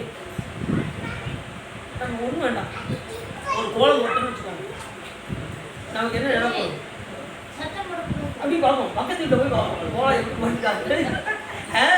எல்லாருமே நம்ம தான் நல்லா போட்டுருக்கோம் அப்படிங்கிற உணர்வு நமக்கு வரும். எப்பயும் வருது மற்றவர்கள் அவங்க நல்லா போட்டிருந்தா கூட நம்ம என்ன செய்வோம், நம்ம போட்டதான் நல்லா இருக்குது அப்படின்னு நினைப்போம். எதையுமே நம்மளை உயர்வாக தான் நினைப்போம் எதுலேயுமே. அதனால தான் நமக்கு ஆணவம் ரொம்ப இருக்கிறது. இது என்ன, இது நான் காலப்போக்கில் இறைவனை வழிபாடு செய்ய என்ன ஆகும் அப்படின்னா, ஏதோ நமக்கு தெரிஞ்சதை போட்டு எல்லாம் இறைவன் செஞ்சு நான் நீ பாட்டு போயிட்டே இருக்கீங்க, பக்கத்து வீட்டை நோக்க மாட்டேங்க. அது வரைக்கும் பக்கத்து வீட்டை நீங்கள் நோக்கத்தான் செய்வீங்க. இவன் இப்படி அழகாக போட்டிருக்காளே அப்படின்னு பண்ண கிடச்சிட்டு இப்படி அழகாக போட்டிருக்காளே அப்படிங்கிறது. இப்படி மற்றவர்களுடைய குறைகளெல்லாம் பார்த்து நாமும் எப்படி இருக்கோம் அப்படிங்கிறது. சரி, இப்போ நான் சாமிக்கு நைவேத்தியம் எப்படி கொடுப்பீங்க? அதுக்கு அடுத்த குவாலிட்டின்னா நான் கனிகள். சாமிக்கு நல்ல கனிகளாக இது 4 ஆப்பிள், ஆரஞ்சு, திராட்சை, அப்புறம் மாதுளை, சத்துள்ள எல்லா இதுவும் சாமிக்கு நெய். அது கொடுக்கும்போது மந்திரம் சொல்லி கொடுக்கணும். ஓம் தத்புருஷ ரத்தாய நம்ம அப்படின்னு ஒரு மந்திரம். தீட்சை எடுத்தவங்களுக்கு தான் மந்திரம். தீட்சை எடுத்தவங்களும் நீங்கள் நமச்சிவாயத்தை சொல்லி நீங்கள் சாமி கொடுத்தா சரிதானா? சரி, மூல மந்திரத்தில் எல்லாமே உண்டு. நமச்சிவாயத்தினாலே எல்லா விதமான இது சுற்றி. அப்படி மனத்தால் தியானித்து பிரதிஷ்டை செய்து கமலத்தில் உள்ள தீர்த்தம், சிற்பமான சிறந்த மலர்கள். பூஜைக்கு எது தேவை? மலர்கள் தேவை, தீபம் தேவை, தூபம் தேவை, சமைக்கப்பட்ட நைவேத்தியம் முதலானவற்றை தக்கவாறு நன்றாக சேர்த்தார். சிறந்த முனிவர் இறக்குமாறு முயன்று அவர்கள் வரும் வழியில் குடியிருந்த வஞ்சரான இருவரின் உயிரை கவர்ந்த பாவமானது தீரும்படி சிவபெருமான் அடிக்கடி குறைவில்லாத அன்புடன் பூஜை செய்தார். அப்போ அந்த பிரம்மகத்தி தோஷம் நீங்குவதற்காக சிவபெருமான் எப்படி வழிபாடு செய்தார்? அன்போடு பூஜனை செய்தார். அன்புல்லாமல் பூசனை செய்வதற்கும் அன்போடு பூசனை செய்வதற்கும் வித்தியாசம் இருக்கு. இது அவங்களுக்கு இப்போ அன்பு இல்லாமல் பூசை செய்யறதுமா அவசர அவசரமாக பூசை விட்டுட்டு ஏதோ கடமை முடிக்கமோ ஓடி போயிடுவோம். அன்போடு பூசை செய்வது எப்படி அப்படின்னா, அப்படின்னு நினைந்து நினைந்து முருகுவது. இறைவனை நினைந்து நினைந்து பண்ணி சாமி இப்படி ஒரு பிறவி அடியனுக்கு தந்திருக்கிறாரு. தேவர்களும் காண கிடைக்காத கடவுள் நம்ம முன்னாடி வந்து இப்படி சாமி அமர்ந்திருக்காரே. மூவரும் 33 மற்ற ஒழிந்த தேவரும் காணாத சிவபெருமான் மாயே வையகத்தை வந்திருந்த வார்களங்கள் வந்திக்க வேகத்தே இன்பம் சாமி அடியன் கையில் இப்படி உள்ளங்கையில் வந்து இருக்கே சாமி அப்படின்னு நம்ம நினைச்சோம். சாமி அபிஷேகம் பண்ணி கையில் வச்சு அப்படி தொடச்சி அந்த இலையில வச்சு அந்த புஷ்பம்லாம் சாத்தி அர்ச்சனை பண்ணி தூபம் காட்டி அவங்க வழிபாடு பண்ணும்போது எப்படி இருக்கும் சொல்லுங்க பார்ப்போம். பூஜைனா ஒரு கலை. சாமிகிட்ட பேசக்கூடிய நேரம் இந்த உலகத்தில் எதுவுமே சிவபூஜைக்கு முக்கியது எதுவுமே கிடையாது. அதில் கிடைக்கக்கூடிய ஆனந்தம் இந்த உலகத்தில் எதுலையுமே கிடைக்காது. அதில் தான் அதிக நேரம் நம்ம எடுக்கணும். நாம் எப்படி தெரியுமா அதைத்தான் வேகமாக முடிச்சுட்டு வெளியில் ஓடணும்னு பார்ப்போம். சிவபூஜை பண்ணுற நேரத்தில் என்ன செய்வோம், மற்ற வேலையை பற்றியே சிந்திப்போம். சிவபூஜை வேகமாக முடிச்சுட்டு அடுத்து அங்கே போகணும், இந்த வேலையை பார்க்கணும், இதை பார்க்கணும், 4 பேரை போய் பார்க்கணும், அந்த சிந்தையிலேயே பூஜை பண்ணுவோம். அது பண்ணும்போது என்ன சிந்தையில் நடக்கணும், அந்த சிவ சிந்தையோடு இருந்து மனம் கொண்டு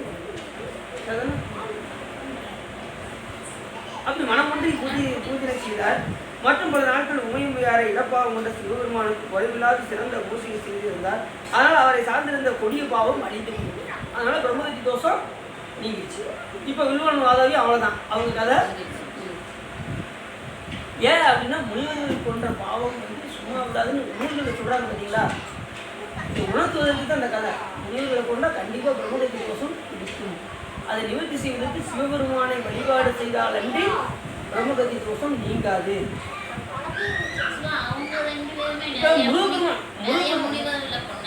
யாரு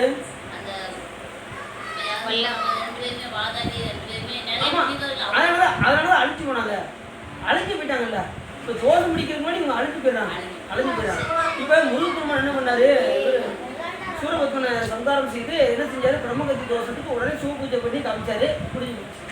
எல்லாத்துலேயுமே பார்த்தீங்கன்னா அந்த சிவபூஜை செய்து காமிச்சுப்பாங்க. விநாயகர் பெருமான் என்ன செஞ்சார், கஜமுகாசுரன் வந்து செய்து பிள்ளையார்கிட்ட சிவபூஜை பண்ணார். உடனே சரியாக போயிடுச்சு. இப்படி அந்த தோஷமானது முனிவர்களையும் ரிஷிகளையும் கொன்றால் அந்த பாவம் வந்து விடாது. அது வந்து வருத்தம். அதுக்காக என்ன செய்யணும், சிவபூஜை செய்தால் ஒழிய அது நீங்காது. எல்லாத்துலேயுமே பார்த்தீங்கன்னா மூலம் என்ன அப்படின்னா சிவபூஜை. புரிஞ்சிச்சா? சிவபூஜை செய்யாமல் எந்த தோஷமும் நீங்கும். சரி, அப்படி சிவபெருமான் திருவடிகளை சிந்தித்து இனி தமிழை இனியதாக உனக்கு அகத்தியம் எல்லாவற்றையும் அறிந்து துயரமில்லாத நாரத முனிவர் தேவர்களுக்கும் மன்னனான இந்திரன் இருக்கும் இடத்தை அடைந்தார். இப்போ இந்த நேரத்தில் நாரத முனிவர் எங்கே வர்றாரு, இந்திரனை பார்க்க வர்றாரு. ஏற்கனவே போன கதையில் என்ன பார்த்தோம், இந்திரன் வந்து சூரபத்மனுக்கு பயந்து இங்கே சீர்காழியில் வந்து ஒளிந்திருந்து அந்த மூங்கில் மரமாக இருந்து சிவபூஜை செய்ய வேண்டும் என்று விரும்பினான். அந்த நேரத்தில் என்ன இல்லை, பூஜைக்கு மலர்கள், நந்தனவனத்தில் மலர்கள் இல்லை. ஏன் அப்படின்னா தேவையான தண்ணி இல்லை. தண்ணி இல்லாத காரணத்தினால இப்போ தண்ணீர் வர வைக்க வேண்டும் என்று நாரத முனிவரிடம் என்று சொல்ல, நாரத முனிவர் என்ன செஞ்சாரு, அகத்திய மாமுனிவர் வந்திருக்காரு, அவர் கமண்டலத்தில் தண்ணி இருக்கு, அதை நம்ம கவிழ்த்து விட்டோம்னா நமக்கு தேவையான தண்ணி கிடைச்சிடும், அதனால நம்ம சிவபூஜைக்கு எந்த குறைவும் வராது என்று சொல்ல, இப்போ வந்து எங்க வந்துறாரு, இப்போ இந்திரன் வந்து சொல்றதுக்கு நாரத முனிவர் வராரு. இப்போ இவர் தண்ணி இல்லாமல் தவிச்சுக்கிட்டு இருக்காரு. யாரு, இந்திரன். எங்க சீர்காழியில் சிவபெருமான் திருவடிகளை சிந்தித்து மூங்கில் வடிவமாகி நின்று மெய்யான தவத்தை செய்த விண்ணுலக தலைவனான இந்திரனே அப்படின்னு நாரத முனிவர் அப்படின்னு சொல்றாரு. அதனால தான் சீர்காழிக்கு ஒரு பேர் வேணுபுரம் என்று பெயர். வேணுபுரம்னா என்ன அர்த்தம், மூங்கில் அர்த்தம். மூங்கில் வடிவமாக அங்கே இருந்து இந்திரன் சிவபூஜை செய்தான். எந்த ஊர்ல, இவ்வளவு சொல்லிட்டு ஊத்துமலையில தானே அப்படின்ற கூடாது, இவ்வளவு கதை கட்டிட்டு ஊத்துமலையில தானே அப்படின்ற. சரி, அங்கே சிவபெருமான் திருவடிகளை சிந்தித்து விஞ்ஞான தவைத்து இந்திரனை பார்த்து அங்கே வந்த நாரத முனிவரை கண்டதும் அவரது அடிகளை வணங்கினார்.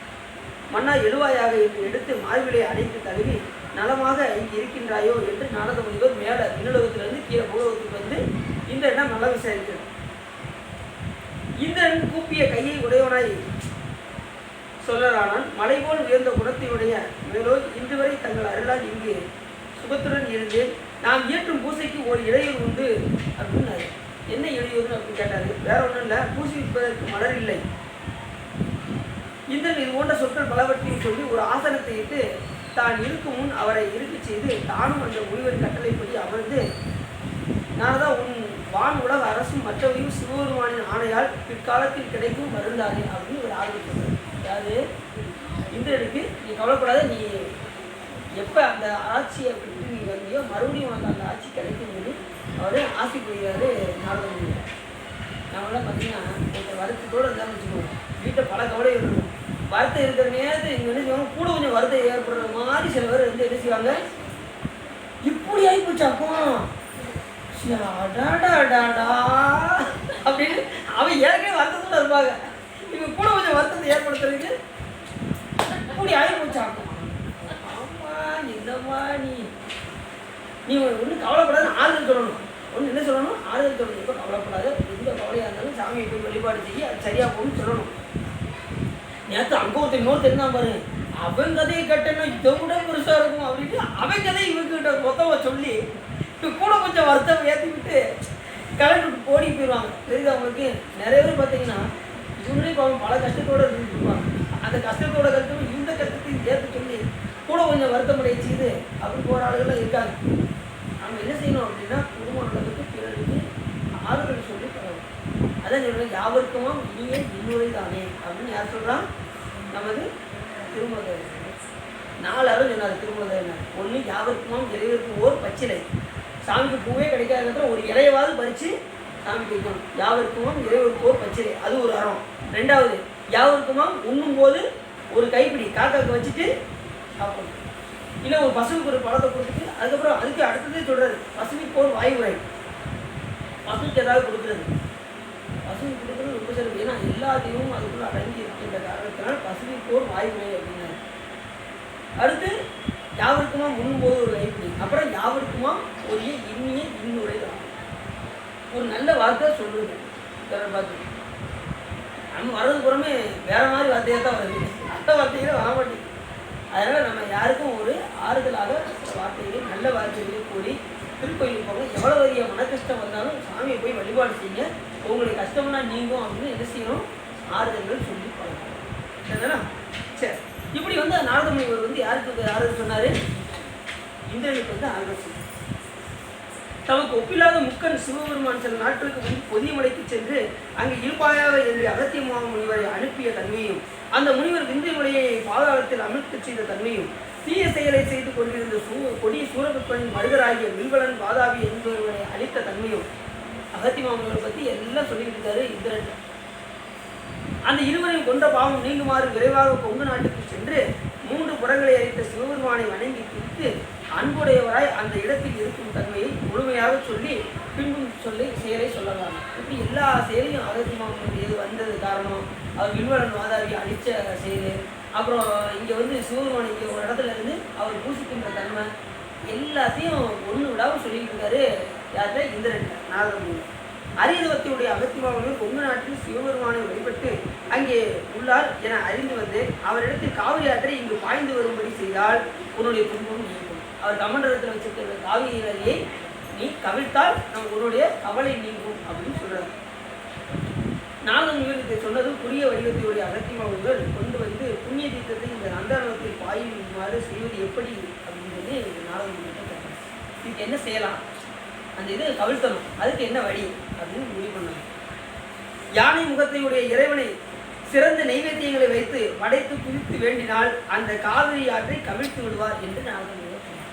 இப்போ யார் கதாநாயகனாக வர்றாரு? விநாயகர். யானை முகமுடைய இறைவனை வழிபாடு செய்தால் அந்த காரியத்தை, எந்த ஒரு காரியத்தையும் வழிபாடு செய்யும் ஒரு காரியத்தை செய்தால், விநாயகர் பெருமானை வழிபட்டு செய்தால் அந்த காரியம் வெற்றியாகும் என்பது இந்த கதையில இருந்து நம்ம தெரிஞ்சுக்கணும். விநாயகர் பெருமானை பார்த்தீங்கன்னா இப்போ நம்ம கொட்டுறோம் பார்த்தீங்களா, எப்படி எத்தனை தடவை கொட்டுவோம்? 3 தடவை. எல்லாம் அது கரெக்டாக யாரும் எந்த இடத்துல கொட்டுவீங்க? எந்த கரெக்டாக சொல்லுங்க, ஓராள சொல்லுங்க. இங்கே சில பேர், இங்கே சில பேர், இங்கே இங்கே கொட்டணும், அவ்வளோதான். இந்த இடத்துல கொட்டணும். இந்த இடத்துல கொட்டும் போது என்ன ஆகும்னா, இங்கே 3 முறை இது கொட்டுதோ உங்களுடைய அந்த வந்து அமிர்தம் இருக்கும்.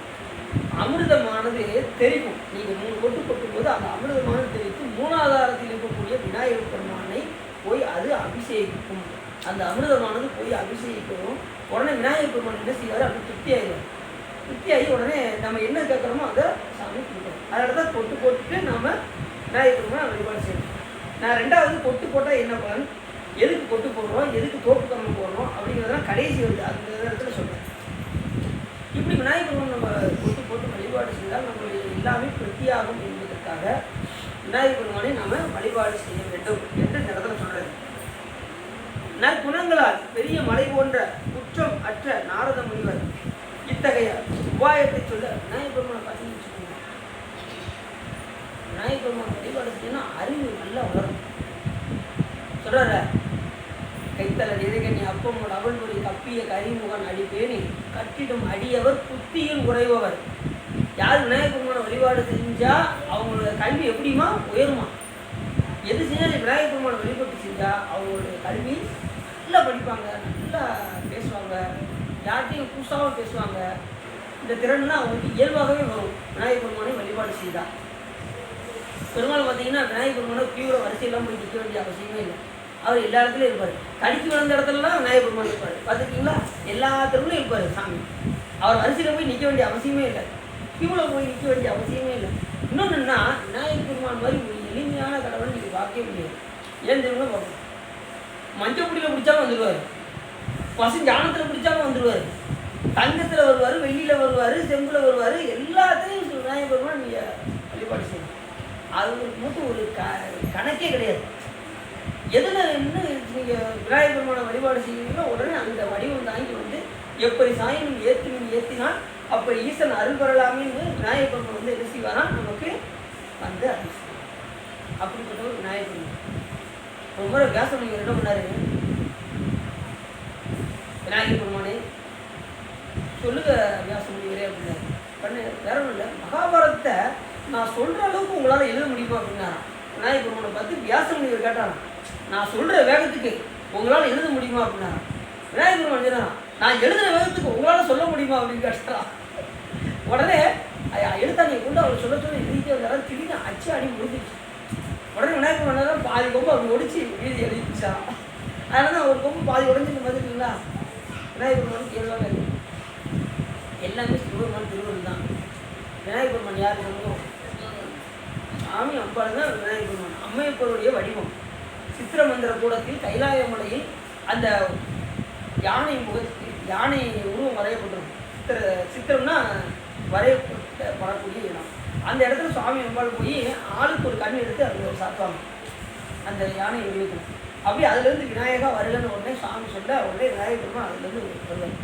இப்போ அம்மையும் அப்பரும் ஒரு கண் சாத்திய காரணத்தினால் அந்த அம்மையப்பருடைய வடிவமும் தாங்கி விநாயகர் பெருமான் வந்ததும். இப்போ ஒரு உருவம் கொடுத்தாச்சுன்னா அதுக்கு ஏற்றம் கொடுக்கணும். பார்த்தீங்களா, என்ன ஏற்றம் அப்படின்னா, எந்த ஒரு காரியத்தை செய்தாலும் உன்னை வழிபட்டுத்தான் என்னையே வந்து வழிபாடு பண்ணுவார்கள் என்று சிவபெருமான் கட்டளை எழுதுகிறார்.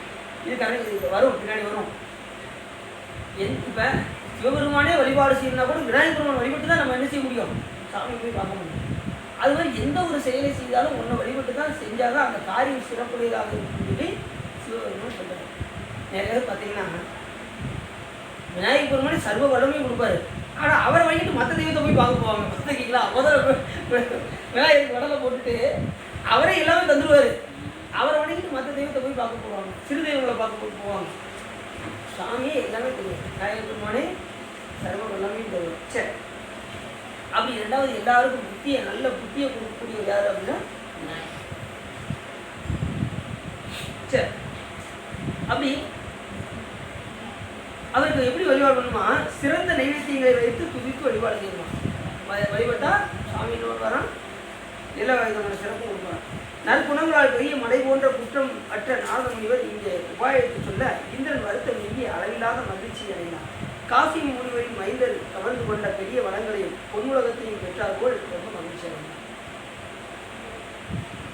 இவற்றெல்லாம் கூறினது சரிதான். நான் உள்ளம் துன்பம் நீங்க பெற்று உயிர்ந்தேன். தங்களது ஆணைப்படி அகத்தியத்தில் உள்ள காவிரியானது அங்கிருந்து நீங்கி இங்கு வருமாறு இப்போதே யானை முகத்தினுடைய கடவுளுக்கு பூஜை செய்வேன் என்று இந்திரன் கூறினார்.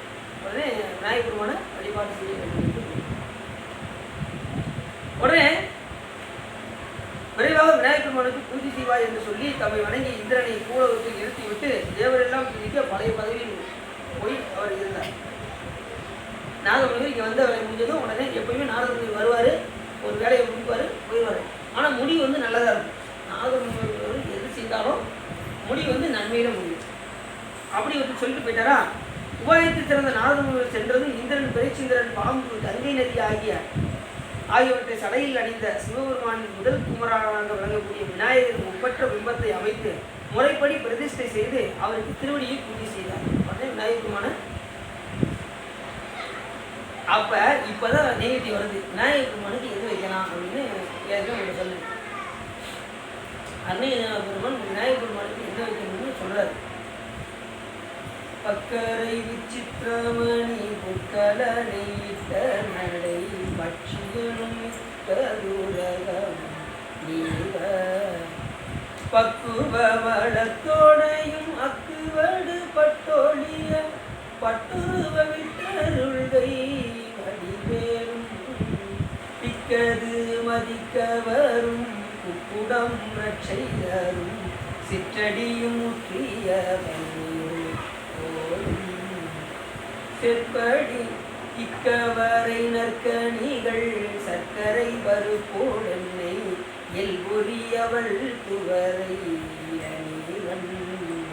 வண்டி எச்சில் அப்படின்னா தேன் இருக்கு பார்த்தீங்களா, அதுதான் வண்டியுடைய எச்சில். அது மாதிரி இக்கவரை நற்கணிகள் நல்ல கனிகள் எல்லாம் விநாயகர் பெருமானுக்கு வச்சு வழிபாடு செய்யணும். அது மாதிரி பச்சரிசி புட்டு இருக்கு பார்த்தீங்களா, அதை வைத்து வழிபாடு செய்யணும். அப்புறம் சர்க்கரையை வச்சு வழிபாடு செய்யணும். அப்புறம் இளநீர் வச்சு வழிபாடு செய்யணும். வேற என்ன சொல்றாரு, கொலக்கட்டை கொள்ளுக்கட்டைமாங்கல்ல கொலக்கட்டை, அதை வைத்து பச்சரிசி பிடித்து வைத்து சுவாமிக்கு நைவேத்தியம் பண்ணணும். இக்கவரை நற்கணிகள் சர்க்கரை பருப்பு வகைகள் விநாயகர் பெருமானுக்கு ரொம்ப சிறப்பு.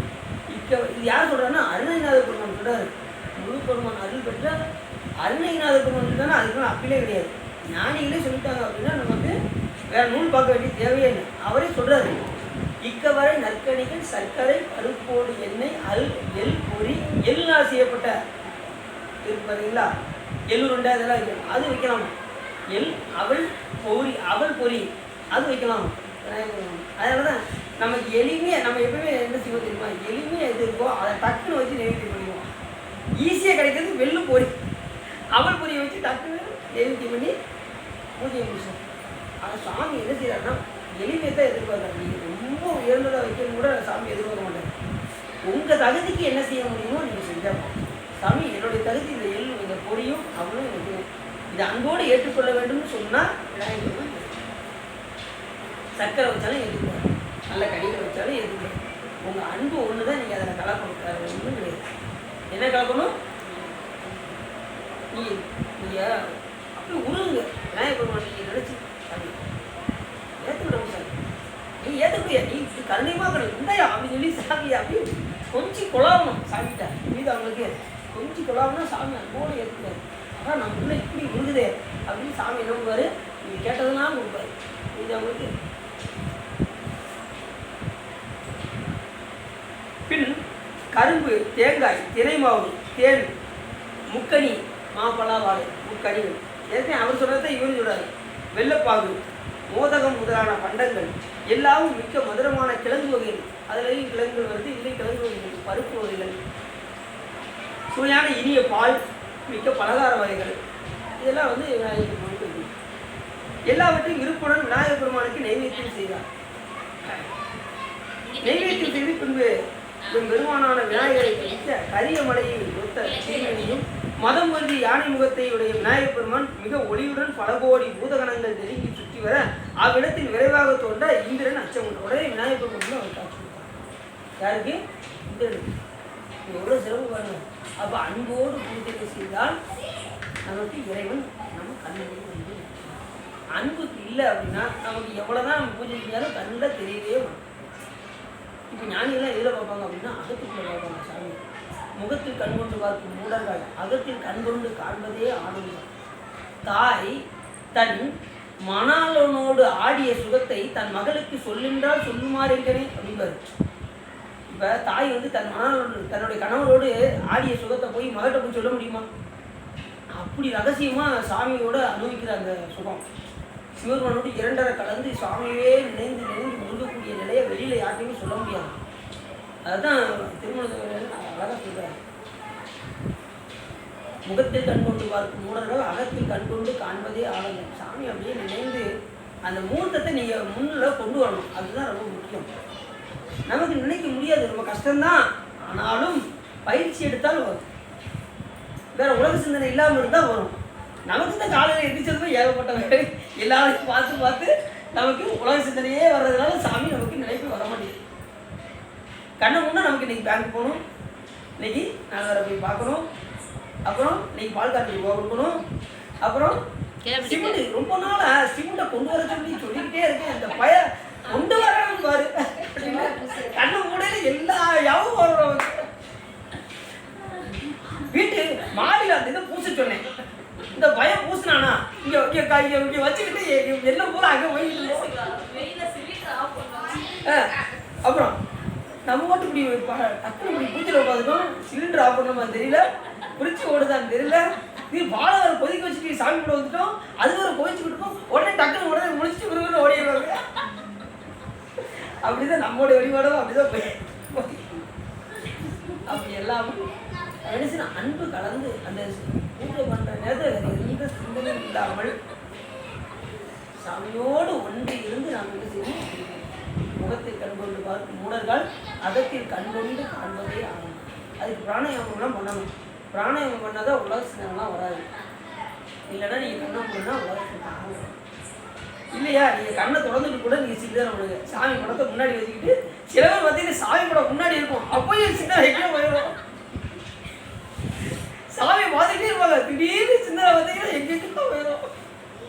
திறந்து வச்சாலுமே இந்த கதி, கண்ணை மூடினா தான் இந்த கதி. நான் திறந்து வச்சாலும் சிந்தனை எங்கேயோ போயிடும். ஏன் அப்படின்னா நம்மளோட வினை தடுக்குது. இதுதான் முக்கியம். வினை பயன் இறைவனை நினைக்க விடாமல் தடுக்கிறது. சரி, அப்படி ஒளி வடிவமாகி சிவபெருமான் எப்படி இருந்தாலும் விநாயகர் பெருமான் கோடி பூதகணங்கள் நெருங்கி சுற்றி வர பூதகணங்களும் சுற்றி இருக்காங்க. அப்படி வந்து காட்சி கொடுக்காராம் இந்திரனுக்கு. விநாயகர் பெருமான் இந்திரனை பார்த்து அஞ்சாதே என்று சொல்ல இந்திரன் மனநடுக்கம் நீங்கி நிறைந்த மகிழ்ச்சியை பெற்று நான் உயிர்ந்தேன் என்று சொல்லி முன்னால் போய் அப்பெருமானின் தாமரை மலர் கொண்ட திருவடிகளை வணங்குகிறார். விநாயகர் பெருமான் பார்த்து சாமி சாமி அப்படின்னு திருவடியை போய் வணங்கி விழுந்து வணங்கினாராம். விநாயகர் பெருமான் காட்சி கொடுத்தது இந்திரன். இப்போ நமக்கு முன்னாடி சாமி வந்து காட்சி கொடுத்தாருன்னு வச்சுக்கோங்க. என்ன செய்ய சில பேருக்கு என்ன கேட்கன்னு தெரியாது. சாமி அப்படி நின்றுவாங்க. அந்த அம்மா கேட்டுச்சுட்டா திடீர்னு சாமி ஏன் உங்கள் தலைமையில் இருக்கு அப்படின்னு கேட்டால திடீர்னு சாமி காட்சி கொடுத்ததும் திருவண்ணாமலையில் அந்த பெண்ணு காசி என்ன சொன்னா சாமி உனக்கு என்ன சாமி கேட்டார் என்ன வரான்னு கேட்டார். ஏன் திருவடி உங்கள் தலைமையில் இருக்கணும் அப்படின்ட்டு எல்லாம் சாமியோட திருவடி தான் மேலே இருக்கணும்னு கேட்பாங்க. திடீர்னு சாமி காட்சி கொடுத்தது இவரோட இந்த காசியோட திருவடி சாமி தலையில் இருக்கணும் அப்படின்னு கேட்டதும் உடனே சாமி என்ன பண்ணாரு, உடனே அந்த தும்பை பூ மலராக ஆக்கி அப்படியே சாமி தர வச்சு அந்த மலரை பார்த்தீங்கன்னா ஒரு பாதமாக இருக்கும். சாமி நினைச்சா என்ன வேணாலும் பண்ணுவார். நீ எது கேட்டாலும் கொடுத்துருவாரு. அதுதான் விஷயம். எது கேட்டாலும் கொடுப்பாரு. நாங்கள் கேட்கக்கூடிய பொருள் அவரே இருந்தால் ரொம்ப சிறப்பு. நம்ம எதை கேட்கணும்? யாரை கேட்கணும்? சாமியே கேட்கணும். சாமி நீ தான் சாமி எனக்கு வேணும். இந்த உலகத்தில் எந்த பொருளும் வேண்டாம், நீ ஒருத்தர் இருந்தால் போதும். இந்த உலகத்தில் எல்லாத்தையும் நான் சமாளிச்சிருவேன் அப்படின்னு நம்ம என்ன செய்யறோம்? தைரியமாக இருக்கும். சிவபெருமானுடைய அன்பு கடைசி அவர் சொல்ல போகிறாரு. நான் அந்த போய் கேட்கவே மாட்டான். அவன் தான் ரொம்ப ஆர்வத்தம் பண்ணுவான். கேட்கவே மாட்டான் அவன். உன் பூசையை ஏற்றுக்கொள்ள உடனே சாமி திருவடி விழுந்து அன்புடன் வணங்கி விநாயகர் பெருமான் மிக்க கருணையுடன் அவனை பார்த்து உன் பூசையை ஏற்றுக்கொண்டோம் என்று நீ உனக்கு என்ன வர வேண்டும் என்று கேட்டார் விநாயகர் பெருமான். யார்கிட்ட? இந்திரன் கேட்டார். விநாயகன் அந்த செயலை இந்திரன் கேட்டு ஐயா என் தலைவரான சிவபெருமானை பூசிப்பதற்காக இந்த இடத்தில் பூஞ்சோலையை உண்டாக்கினேன். அந்த சோலையில் நீர் இல்லாமல் சிவந்த தீப்பற்றினால் போல் கதிரால் சிவபெருமான் முற்காலத்தில் இருந்த முப்புறங்கள் போல் சாம்பலாயிற்று. இந்த மலர்கள் பூரா அந்த நீர் இல்லாமல் எல்லா மலர்களும் சாம்பலாயிடுச்சு. எனவே இந்திரன் சொன்னவும் விநாயகர் பெருமான் அதை கேட்டு 7 உலகங்களில் உள்ள நீரை எல்லாம் ஒரு முன் அழைத்து வரவா அப்படின்னு கேட்டார். எல்லா நீரையும் முன்னாடி ஒன்று நிப்பாட்டட்டுமா அப்படின்னாரு. அப்படி யோசிச்சாரு. 2வது உலகில் உள்ள கங்கை ஆறு முழுவதையும் மற்ற ஆறுகள் பலவற்றையும் இங்கே அழைப்போமா அப்படின்னு கேட்டாரு. அப்பையும் யோசிச்சாரு. இதில் எது வேணும்னு சொல்லு அப்படின்னாரு சாமி. விநாயகர் பெருமான் சொன்னார். இப்படி சொன்னதும் 4 திருமாலும் வணங்கும் கடவுளே தாங்கள் இப்போது கூறியவற்றில் ஒன்றை நான் ஒன்று வேண்டேன். அவையெல்லாம் உங்களுக்கு அரியனவே அல்ல. நான் தங்களிடத்தில் ஒரு வரம் கேட்பேன் என்று சொல்லி மேலுமலை சாலிலிருந்து வந்து எதிர்பட்ட முனிவர் அனைவருக்கும் துன்பத்தை உண்டாக்கி அசமுகியின் மைந்தரை அழைத்து கொங்கு நாட்டில் வந்து பிரம்மதேவரின் மகனான தக்கனுக்கு வேள்வி துன்பத்தை செய்த சிவபெருமான் பொன்னடிகளை பூசித்து அங்கே யாருக்கா அகத்தியமா முனிவர் அங்கே இருந்து கொண்டிருக்கின்றார். அந்த முனிவர் உள்ள அழகிய கமண்டலத்தில் உள்ள காவிரி என்று சொல்லப்படுகின்ற ஆறு ஒன்று உள்ளது. அதை நீங்கள் கவிழ்த்து விடுமாறு செய்ய வேண்டும் அப்படின்னு சொன்னார். இப்படி வர கேட்டார். உடனே விநாயகர் என்ன பண்ணாரா, ஒரு அந்தன இளைஞன் போல் அங்கே போய் நின்னாராம். யார் பக்கத்தில்? அவர் பூஜை பண்ணிட்டு இருக்காரு பாருங்க. அவர் பக்கத்தில் போய் ஒரு இளைஞன் சிறுவனாக அந்தன இளைஞன் தான் சொல்றாரு. இளைஞனாக தான் போய் நிற்கிறாரு. ஆனால் படத்துல எப்படி காமிப்பாங்க தெரியுமா, ஒரு சின்ன பையனாக காமிப்பாங்க பார்த்துருக்கீங்களா? ஆனால் அங்கே இளைஞனாக தான் போய் சாமி இருக்காரு. வெற்றியுடைய தவத்தில் மிக்க அகத்தியர் அவளை பார்த்து எல்லா உயிர்களையும் அழிக்குமாறு பழைய காலத்தில் தோன்றும் உருத்திரமூர்த்தியை போல் சிரமண்டார். பக்கத்தில் வந்து இருந்தது உடனே பார்த்து சிரமண்டார்.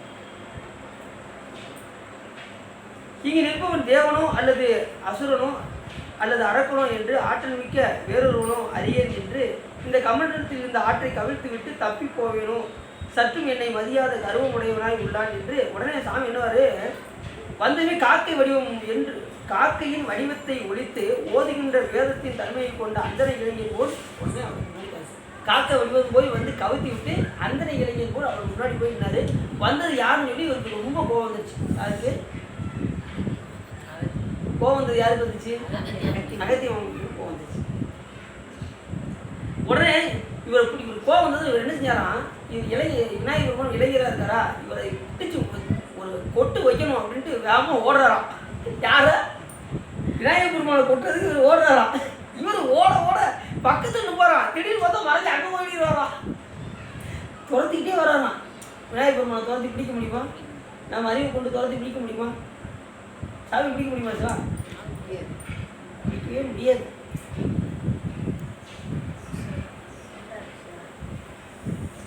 அப்படி ஓடிக்கிட்டே இருக்கும்போது அவரை பிடிக்க முடியாம இப்போ எல்லாம் என்னால் முடியும்னு நினச்சி ஓடினாரு.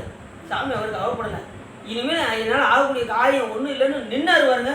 உடனே விநாயகர் அவருக்கு முன்னாடி வந்து என்னைக்கு நாம் என்னால் ஒன்றும் இல்லை சாமி, எல்லாம் நீதான் நினைக்கிறோமோ அன்னைக்கு நமக்கு சாமி ஒன்றொன்றாக நமக்கு அறிவிப்பார். எல்லாம் நான் பார்த்துக்கணும்னு நினச்சோம்னா சரி கெஜெட்டு நீயே பார்த்துக்கப்பா அப்படின்னு சிவரும் நம்மக்கிட்டே கொடுத்துருவாரு. நம்ம கிடந்து கஷ்டப்படணும். புரியுது அவங்களுக்கு? அப்போ யார்கிட்ட கொடுக்கணும் பொறுப்பை? சாமி இந்த குடும்பத்தை நீ பார்த்துக்கோ, எனக்கு ஒன்றும் தெரியாது, இந்த குடும்பம் முக்கிய எல்லாம் நீ தான் கொடுத்துருக்க, நீயே பார்த்துக்கோ அப்படின்ட்டா பிரச்சனை இல்லை. சாமி நம்மளை பார்த்துக்கோ. நானே இந்த வீட்டுக்கு இந்த குடும்பத்துக்கு உழைச்சி ஓடா போனே அப்படி இப்போ பார்த்துருக்கீங்களா? நிறைய பேர் அப்படி தான் சொல்லிட்டு இருக்காங்க. இந்த குடும்பத்துக்காக நான் ஓடா உழைச்சி 50,000 சம்பளம் வாங்குறேன், 50,000 வாங்கி என்ன செய்ய இந்த குடும்பத்துக்கே போட்டு போட்டு இப்போ ஒன்றும் இல்லாமல் உட்காந்துருக்கேன் அப்படிப்பாங்க. அப்படிதான் சொல்லுவாங்க. நான் எவ்வளோ சம்பாதிக்கேன், நாமளும் சம்பாதிக்க வைக்கிறது யாரு? அவர் நினைச்சா ஒரு நிமிஷத்துல இல்லாமல் பண்ணிடுவார். தெரியுமா உங்களுக்கு? எத்தனையோ பேர் நான் அடியெல்லாம் பார்த்துருக்கேன். நிறைய சம்பாதிச்சாலும் இன்னைக்கு ஒன்றும் இல்லாமல் 4 பேர்த்து கையேந்தி நிற்கின்ற நிலையை நான் பார்த்துட்டு இருக்கேன். அடியில் வந்து 5 ரூபா கொடுங்க 10 ரூபா கொடுங்கன்னு கேட்குற நிலையில் அப்படி பணக்காரன் இருந்தவங்க அப்படி வந்து நிற்காங்க. அப்போ என்ன காரணம் அப்படின்னா வழிபாடு செய்யாமை காரணம். புரியுது அவங்களுக்கு? அவளை பணம் இருக்கும்போது இறைவனை வந்து வழிபாடு செய்யாமல் அவமதித்து இன்னைக்கு நடுத்தெருவுக்கு வந்து நிற்கும்போது சரி அந்நேரமாவது கடவுளை போய் திரிக்கலாம்ல, அப்பயும் பாருங்க அந்த உணர்வு வரல. 4 பேருக்கு கையேந்த நிலை வந்தும் கூட அவருக்கு இன்னும் புரியல. ஏன்னா இந்த செல்வம் நிலையாமையும் நம்ம புரிஞ்சுக்கிடணும். எந்த நேரம் செல்வம் நிலைத்து இருக்குன்னு சொல்ல முடியாது. எந்த நேரத்தில் உடம்பு நமக்கு வலிமை இருக்குங்கிறது நம்மளால சொல்ல முடியாது. அடுத்த நிமிடம் உடம்பு என்னன்னாலும் ஆகும். திடீர்னு இருப்பாங்க, திடீர்னு ஒரு ஆளுக்கு மயக்கம் வந்துடும், திடீர்னு வயிறு ஒடிக்குவாங்க, திடீர்னு இடுப்பு ஒடிக்குவாங்க, என்ன வழி வரும்னு சொல்ல முடியாது. எல்லாம் நம்ம கையிலே அதுக்கு சொல்லுங்க பார்ப்போம். அப்போ இருக்கும்போது என்ன செய்யணும்? எவ்வளோ வழிபாடு செய்ய செய்ய சாமி நம்மளுடைய எல்லா பிரச்சனையும் பார்ப்போம். நம்ம எந்த நினைக்கிறது எல்லாமே நம்ம குடும்பத்தில் எல்லா நல்ல சுபகாரியங்கள் நடக்கும். அந்த பிள்ளைகள்லாம் போய் நம்ம போய் கஷ்டப்படாமல் நல்லா இருப்பாங்க. எல்லா விதமான சுபகாரியங்களும் நம்ம பிள்ளைகளெல்லாம் சாமி பார்த்துக்குவார். நாம வழிபாடு ஒழுங்காக நம்ம செஞ்சுக்கிட்டே இருக்க வேண்டியது. நம்ம குடும்ப குட்டிகளாம் சாமி பார்த்துக்குவார். அவ்வளோதான். புரியுது அவங்களுக்கு? அதனால் எதை பற்றி நீங்கள் கவலையே பட வேண்டாம். நீங்கள் வாட்டு வர வேண்டியது எது வரைக்கும் அப்படின்னா நம்ம இறக்கும் வரை இறைவனை வழிபாடு செய்யும். சில பேர் என் குழந்தை கல்யாணம் முடிகிற வரைக்கும் வந்து வழிபாடு பண்ணால் போதுமா அப்படிம்பாங்க. சில பேர் அது முடிச்சு அதுக்கு ஒரு குழந்தை பிறக்கிற வரைக்கும் வந்து வழிபாடு பண்ணால் போதுமா அப்படிம்பாங்க. சில பேர் அப்புறம் எப்போ வரைக்கும் ஒருத்தர் வந்து கேட்டே போட்டார், ஏங்க நான் எனக்கு ஒரு காரியம் நடக்கணும், அதுக்கு என்ன செய்யணுங்க, நீங்கள் சிவபெருமானை வழிபாடு பண்ணுங்க அப்படின்னு. அவர் நல்லா வந்து வழிபாடு பண்ணிக்கிட்டே இருந்தார். அதுக்கப்புறம் பார்த்தா திடீர்னு ஒரு நாள் நின்றுட்டார். திடீர்னு ஆளை காண பார்த்து ஒரு நாள் பார்க்க வேண்டிய சூழ்நிலை வந்துச்சு. எதுங்க கோயிலில் உங்களை ஆளை பார்க்க முடியல அப்படின்னு. என் காரியம் நிறைவேறிச்சு, நான் கோயிலுக்கு வர்றது இருக்கு அப்படின்ட்டாரு. அதுக்கப்புறம் பார்த்தா அவர் ரொம்ப கஷ்டப்பட்டு அதுக்கப்புறம் வராரு கோயிலுக்கு. சாமி நீங்கள் அன்னைக்கே சொன்னீங்க, இந்த பாவி கேட்கணும்னு அழுதுட்டாரு. இந்த பாவி கேட்கல அப்படின்னு அழுதுட்டாரு. சரி ஒன்றும் பிரச்சனை இல்லை, நீங்களாவது இறைவனை வழிபாடு செய்யுங்க, உங்களுடைய கஷ்டங்கள் தான் நீங்கும் அப்படின்னு அடித்து எடுத்து சொன்னேன். எப்பயுமே காரியம் நிறைவேறினதும் உடனே என்ன செய்யக்கூடாது, இறைவனை கழட்டி விட்டுக்கூடாது. இது அவங்க அழைக்கிற கடைசி எது வரைக்கும் வழிபாடு அப்படின்னா, நாம் இறக்கும் வரை வழிபாடு செய்து கொண்டே இருக்கணும். இதுக்கு வந்து முட்டே கிடையாது. ஏன் அப்படின்னா இறைவனை வழிபாடு நம்ம வந்ததே அதுக்கு தான் வந்திருக்கோம். நம்ம எதுக்கு வந்திருக்கோம், நல்ல குடும்ப குட்டியோடு என்ஜாய் பண்ணுறதுக்கு வந்திருக்கோம். இது எதுக்கு வந்திருக்கோம், இறைவனை வழி. இந்த உடம்பே அதுக்கு தான். தலையே நீ வணங்க, தலையால் வணங்குவதும், கண்கால் காண்பதும், வாயால் வாழ்த்துவதும், நெஞ்சால் நினைப்பதும், கைகால் கூப்பி சொல்வதும், கால்களால் இறைவன் கோயிலும் வளர்வதும். இடைப்பட்டதுக்கு அப்புறம் நம்ம என்ன செய்கிறோம், குழந்தை குட்டி இப்படின்னு இல்லற இதோடு இருந்து நாம் என்ன செய்கிறோம். இந்த இளமும் கூட எதுக்கு அப்படின்னா தன்னுடைய பிள்ளைகளையும் அந்த வழிபாட்டுக்கு ஈர்க்க வேண்டும் என்பதற்காக தான். புரியுதா உங்களுக்கு? சாமி அதுக்கு அந்த குழந்தை குட்டியை கொடுக்குறாரு. எது குழந்தை கொடுக்குறாரு, அந்த உயிரில் இந்த உயிர் எப்படியாவது கூட்டு வந்து வழிபாடு செய்ய வைக்கும் அப்படிங்கிறதுக்காக தான் சாமி குழந்தை கொடுக்குறாரு. நாம் அது வந்து நம்ம என்ன செய்கிறோம், அந்த வழிபாடு நிறைய பேர் பார்த்தீங்கன்னா வழிபாடு செய்ய விடுவதே இல்லை. அந்த குழந்தைய போதும் நீ வழிபாடு பண்ணது போதுமா, வீட்டிலே இருந்துக்கோ அப்படின்னு சொல்லி என்ன பொத்தி பொத்தி பொத்தி என்ன செய்வாங்க, அது வழிபாடு பண்ண விடாமல் ஆக்கிடுவாங்க. அப்புறம் அது போகிற இடத்துல எப்படி இருக்கும் அப்படின்னா வழிபாடே செய்யாது. இப்போயே ஆணித்தனமாக ஊண்டிட்டோம் அப்படின்னா சிவபெருமான நீ எந்த நிலையிலையும் நீ மறக்காதப்பா அப்படின்னு இந்த பிள்ளைகளுக்கு நம்ம எடுத்து சொல்லணும். நீ எங்கேனாலும் போய் வேலை பாரு, ஆனால் அங்கே போனாலும் சிவபெருமானை மறக்காதுன்னு சொல்லி கொடுக்கணும். பிள்ளைகளை நம்ம எங்கே இருந்தாலும் சரி, அங்கனக்குள்ள கண்டிப்பாக நீ எங்கே இருந்தாலும் எங்கே வேலை பார்த்தாலும் அங்கனக்குள்ள ஒரு ஏதாவது ஒரு சிவாலயம் இருக்கும். அங்கே போய் என்ன செய்ய, வழிபாடு செய் என்று நாம் சொல்லி கொடுக்கணும். டீ ஏன் உடனே குடிக்கிறீங்கன்னா திருத்தங்கள்லாம் பேசிக்கிட்டு இருந்தேன். முதல்ல 2 டீ வந்துச்சு, ஒன்றே குடிக்க முடியாது, 2 கொடுத்துருக்கீங்க அப்படின்னு. இன்னும் ஆறிடும், நீங்கள் கூட ஒன்று குடிங்க அப்படின்னாங்க. முடிச்சது அடுத்து ஒன்று வந்துச்சு. என்ன அப்படின்னு, இல்லை சூடு ஆயிடும், இன்னும் ஒன்று சாப்பிடுங்க அப்படின்னா வாங்கி வச்சுக்கிட்டு 4 டீ இப்படி நிற்க என்ன செய்யணும் தெரியல. கடைசி ஒரு வழியா இல்லை சார் நீங்கள் சாப்பிட்டுட்டு நீங்கள் சொல்லுங்கள், ஒன்றும் அவசரம் இல்லை அப்படின்னாங்க. அப்புறம் பிடிச்சிக்கிட்டே பேசுனேன் வேறு வழி. அட்டன் டயத்தில் 4 டீ பார்த்துக்கோங்க.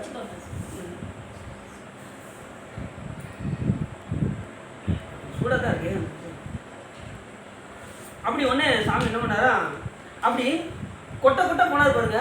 இவர் சாமி என்ன பண்ணார், விலை ஓடினாரா, உடனே துரத்தி கொண்டு போனார். குட்ட துணித்தோடு அகத்தியமாவங்களுக்கு அருகில் உள்ளவர் ஆகி நெருங்குவார். அப்புறம் உயர்வார், 8 திக்கிலும் செல்வார், பூவுலகத்துக்கு ஓடிவார், அப்புறம் மேலுலகத்துக்கு ஓடுவார். விநாயகரும் ஓடி போனார். உடனே கடைசி பார்த்து என்ன செஞ்சார், அவருக்கு முன் வந்து காட்சி கொடுத்தார். ஓடி திரிந்த விநாயகர் விரைவாக உண்மை வடிவத்தை காட்டினார். யாருக்கு, அகத்தியம். எதுக்கு நீங்கள் யாருக்கும் உடலை கேட்கும்போது நீங்கள் கவனமாக இருக்கீங்களான்னு கேட்குறதுக்காக கேட்பேன்.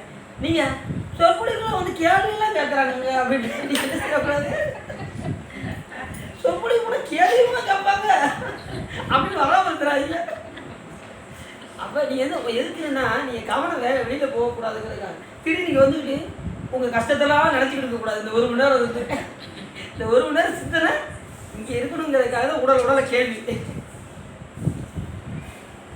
இவ்வாறு உடனே வந்து காட்டினார். உடனே உண்மை வடிவத்தை பார்த்ததும் உடனே ஐயோ ஒற்றை கும்புடைய விநாயகப் பெருமானோ இங்கு வந்தார், அப்பெருமானையோ அடியேன் சுரத்தினேன் என்று மிகவும் வருத்தப்பட்டார்.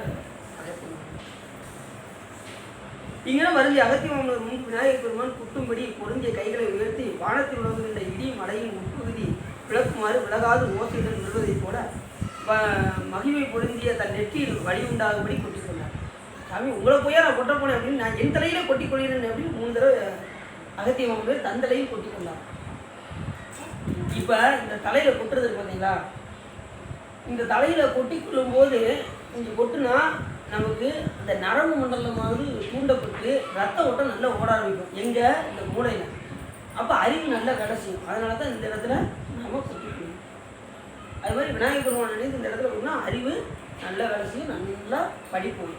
சரிதானா? அது மாதிரி தோற்கணும் வரும்போது 2 காதையும் பிடிச்சி உட்காந்து நல்லா உட்காந்து. சிலர் பார்த்தீங்கன்னா அவ்வளோதான், ஏன் அடியும் கூட அதான் வச்சுக்கோங்க. ஏன்னா உட்காந்து எதிர்க்க முடியல அப்படிங்காங்க எல்லாரும். எனக்கு வயசாயிடுச்சுலங்க.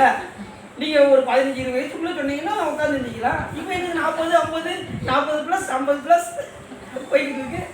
நீங்கள் உட்காந்து எந்திக்கிறது கொஞ்சம் கஷ்டம் தாங்க. அதை விட இனிமையாக ஏதாவது இருந்தால் சொல்லுங்கள். அப்படி லேஸ் அப்படி என்ன காரணம்? அப்படி ஒரு தோப்பு கண்ணை வந்து எப்படி போகிறாங்க அப்படின்னா, தோப்பு கண்ணை போடுறது இது கஜமோகன் என்ன பண்ணுவோம், தேவர்களை எல்லாம் அடிமையாக்கி அவர்களெல்லாம் தோப்பு கண்ணை போட செய்வார். அப்போ விநாயகர் பெருமான் அவரை வதம் செய்து அத்தனை தேவரும் உடனே எழுதினாரு. விநாயகர் பெருமானுக்கு போட்டாங்க. அவனுக்கு போடுவதை விட விநாயகர் பெருமானுக்கு போடுவது சிறப்பு அப்படின்னு சாமிக்கு போட்டார்கள். அவருக்கு கேட்ட வரத்தை விநாயகர் பெருமான் அடித்தார். அப்போ என்ன கொட்டு போடுவது, அப்புறம் தோப்பு கண்ணை விடுவது, அப்புறம் மெடல் எறிவது. மெடல் எறிவதுன்னா என்ன காரணம்? ஒரு காரியம் வெற்றி ஆவதற்காக நம்ம என்ன செய்யணும்? விநாயகர் பெருமானுக்கு முன்னாடி அந்த மெடலை எரிந்து கொண்டு சென்றால் அந்த காரியமானது வெற்றியாகும். ஒருவர் அகத்திய மாமுனிவர் பக்கத்தில் வந்து இவர் என்ன செஞ்சாரா? விநாயகர் பெருமான் ஒரு முனிவர் வடிவம் கொண்டு வந்து இருந்தார். அப்பொழுது அவங்க இந்த யாகத்துக்கு போவாங்க. முனிவர் யாகத்துக்கு போகும்போது அந்த கலசத்தில் தேங்காய் இருக்கும். அதை கொண்டுட்டு அகத்திய மாமுனிவரும் விநாயகர் பெருமான் முனிவர் இடத்துல இருந்தாரா? 2 பேரும் போகிற நேரத்தில் அசுரர்கள் வந்து அந்த போகிற காரியத்தை தடை பண்ணாங்க. தடை பண்ணும்போது விநாயகர் பெருமானுக்கு பார்த்தாராம். முனிவர் இடத்துல இருந்தாரா? அந்த தேங்காய் எடுத்து அது அசுரர்கள் மண்டையில் ஓடி எரிஞ்சாராம். சிலரி அவங்க அசுரர்களை அழிந்தார்களாம். அப்போ ஒரு போகும்போது ஏதாவது தடையாக எது வந்துச்சுன்னா அந்த விடலை எரிந்தால் என்னாகும்?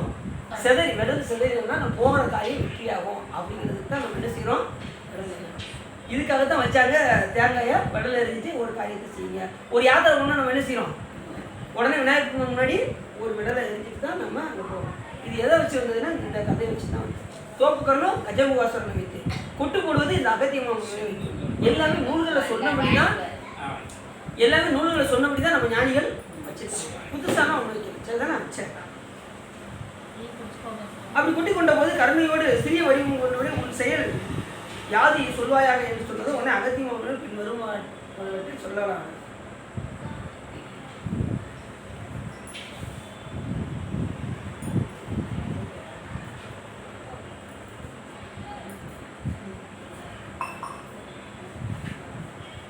தாரக பிரம்மம், தாரகம் என்னும் பெயருடைய பிரம்மம், அதாவது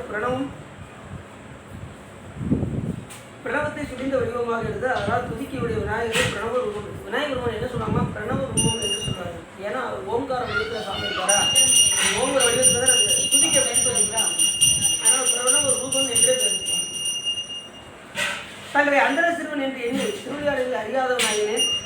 தலையில் குட்டமும் எண்ணினேன். அவ்வாறு செய்ய எண்ணிய குற்றத்துக்கு பரிகாரமாக நான் இப்போது செய்கின்றேன் என்று சொல்லி நானே ஒரு கடவுளை புன்னகை கொண்டு கவலத்தை நீக்குகிறேன் என்று சொன்னார். உடனே சொன்னது உடனே நீங்கள் என்ன ஒன்று வேண்டுவனவற்றை கேளு அப்படின்னு சொல்லி விநாயகர் பெருமான் அகத்திய மாமுனிவரை பார்த்து கேட்டார். உடனே விநாயகர் பெருமான் இரு திருவிழையும் பலமுறை வணங்கி கேட்டார். உடனே நன்கு அருள் செய்தார். அருள் செய்தது உனக்கு என்ன வேண்டும் என்று கேட்டாரா? உடனே வேணும் இல்லை, எனக்கு சிவபெருமான் மேலே அன்பு ஒரு மாதிரி செய்யணும் அப்படின்னு கேட்டார். இதுதான் ரொம்ப முக்கியமானது. விநாயகர் பெருமான் கேட்டதுக்கு என்ன சொன்னார்? சிவபெருமான் மேல் அன்போடு பூசனை செய்யுமாறு எனக்கு அருள் செய்ய வேண்டும் என்று கேட்டுக்கொண்டார். திருமால் தங்களிடத்து அரிய நெடியமால் அறிந்து கொள்ளாத சிவபெருமானிடத்துமே அடிய மிக்க அன்புடையவனாக உள்ள தன்மையை தாங்கள் தந்தருங்க அப்படின்னு விநாயகர் பெருமான். இப்போ என்ன கேட்டார்? இப்போ கேட்டது ஒரு வாட்டு எனக்கு அருள்ங்க, அந்த காவிரியாரை நீங்கள் கவுக்கிட்ட பார்த்தீங்களா? அந்த காவிரியாரை மறுபடியும் எனக்கு கமலத்துக்குள்ளே வச்சிருங்க அப்படின்லாம் சொன்னார். என்ன சொன்னார்? சிவபெருமானிடத்து.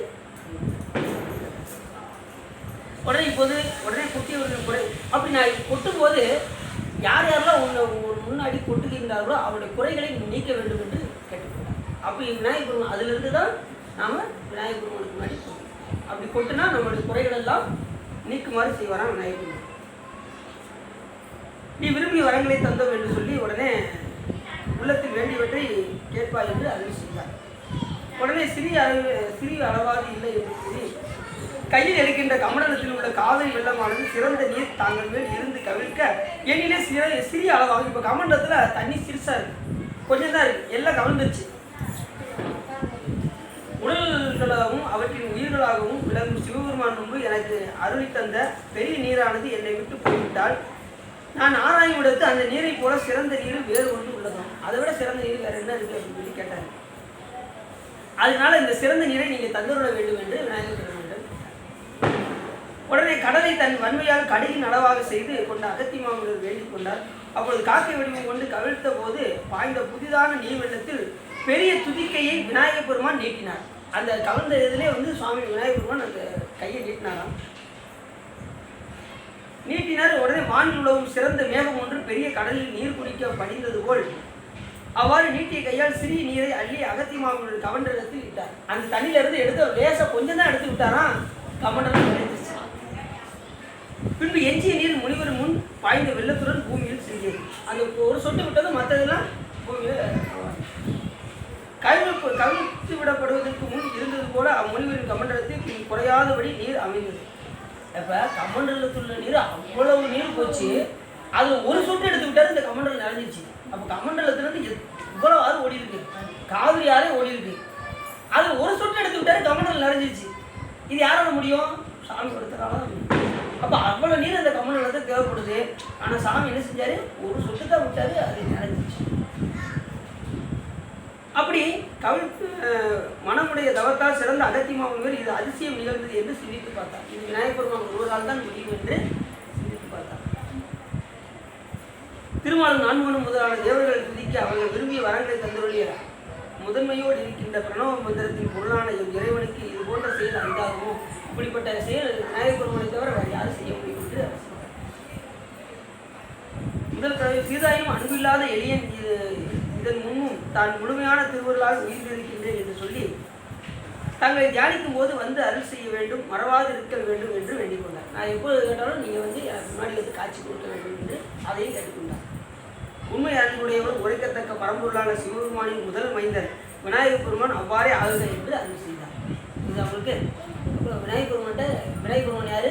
சிவபெருமான். சிவபெருமான் எப்படி வேண்டுவாருக்கு வேண்டுவன ஈவான் கேட்டாருன்னு சொல்கிறோமோ அது மாதிரி விநாயகப் பெருமான்டையும் எது கேட்டாலும் சாமி அள்ளி வரும். ஏன்னா விநாயகப் பெருமான் யாரு? சிவபெருமானே.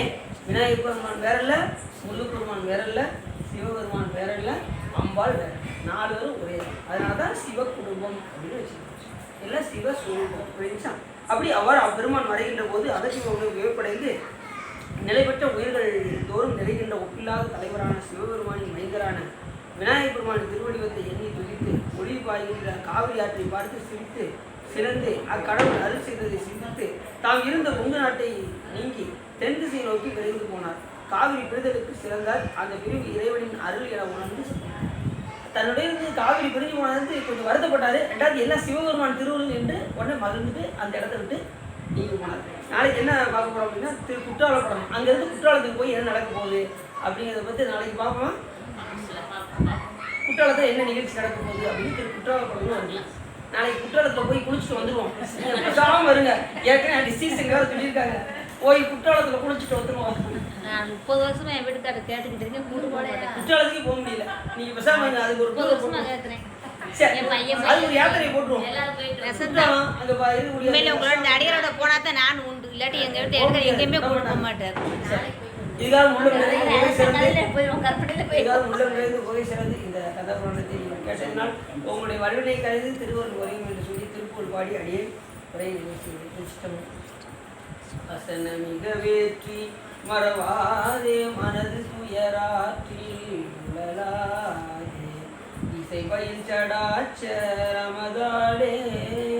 இகவர சௌபாக்கியம் அருள்வாயே மதுவதி வாக்கியம் உணர்வோனே பழனிமலை வீட்டில் அருள்வேலா உறவிலை வாட்டி மிக வாழ அமர சிறை மீட்ட பெருமாளே கவர சௌபாக்கியம் அருள்வாயே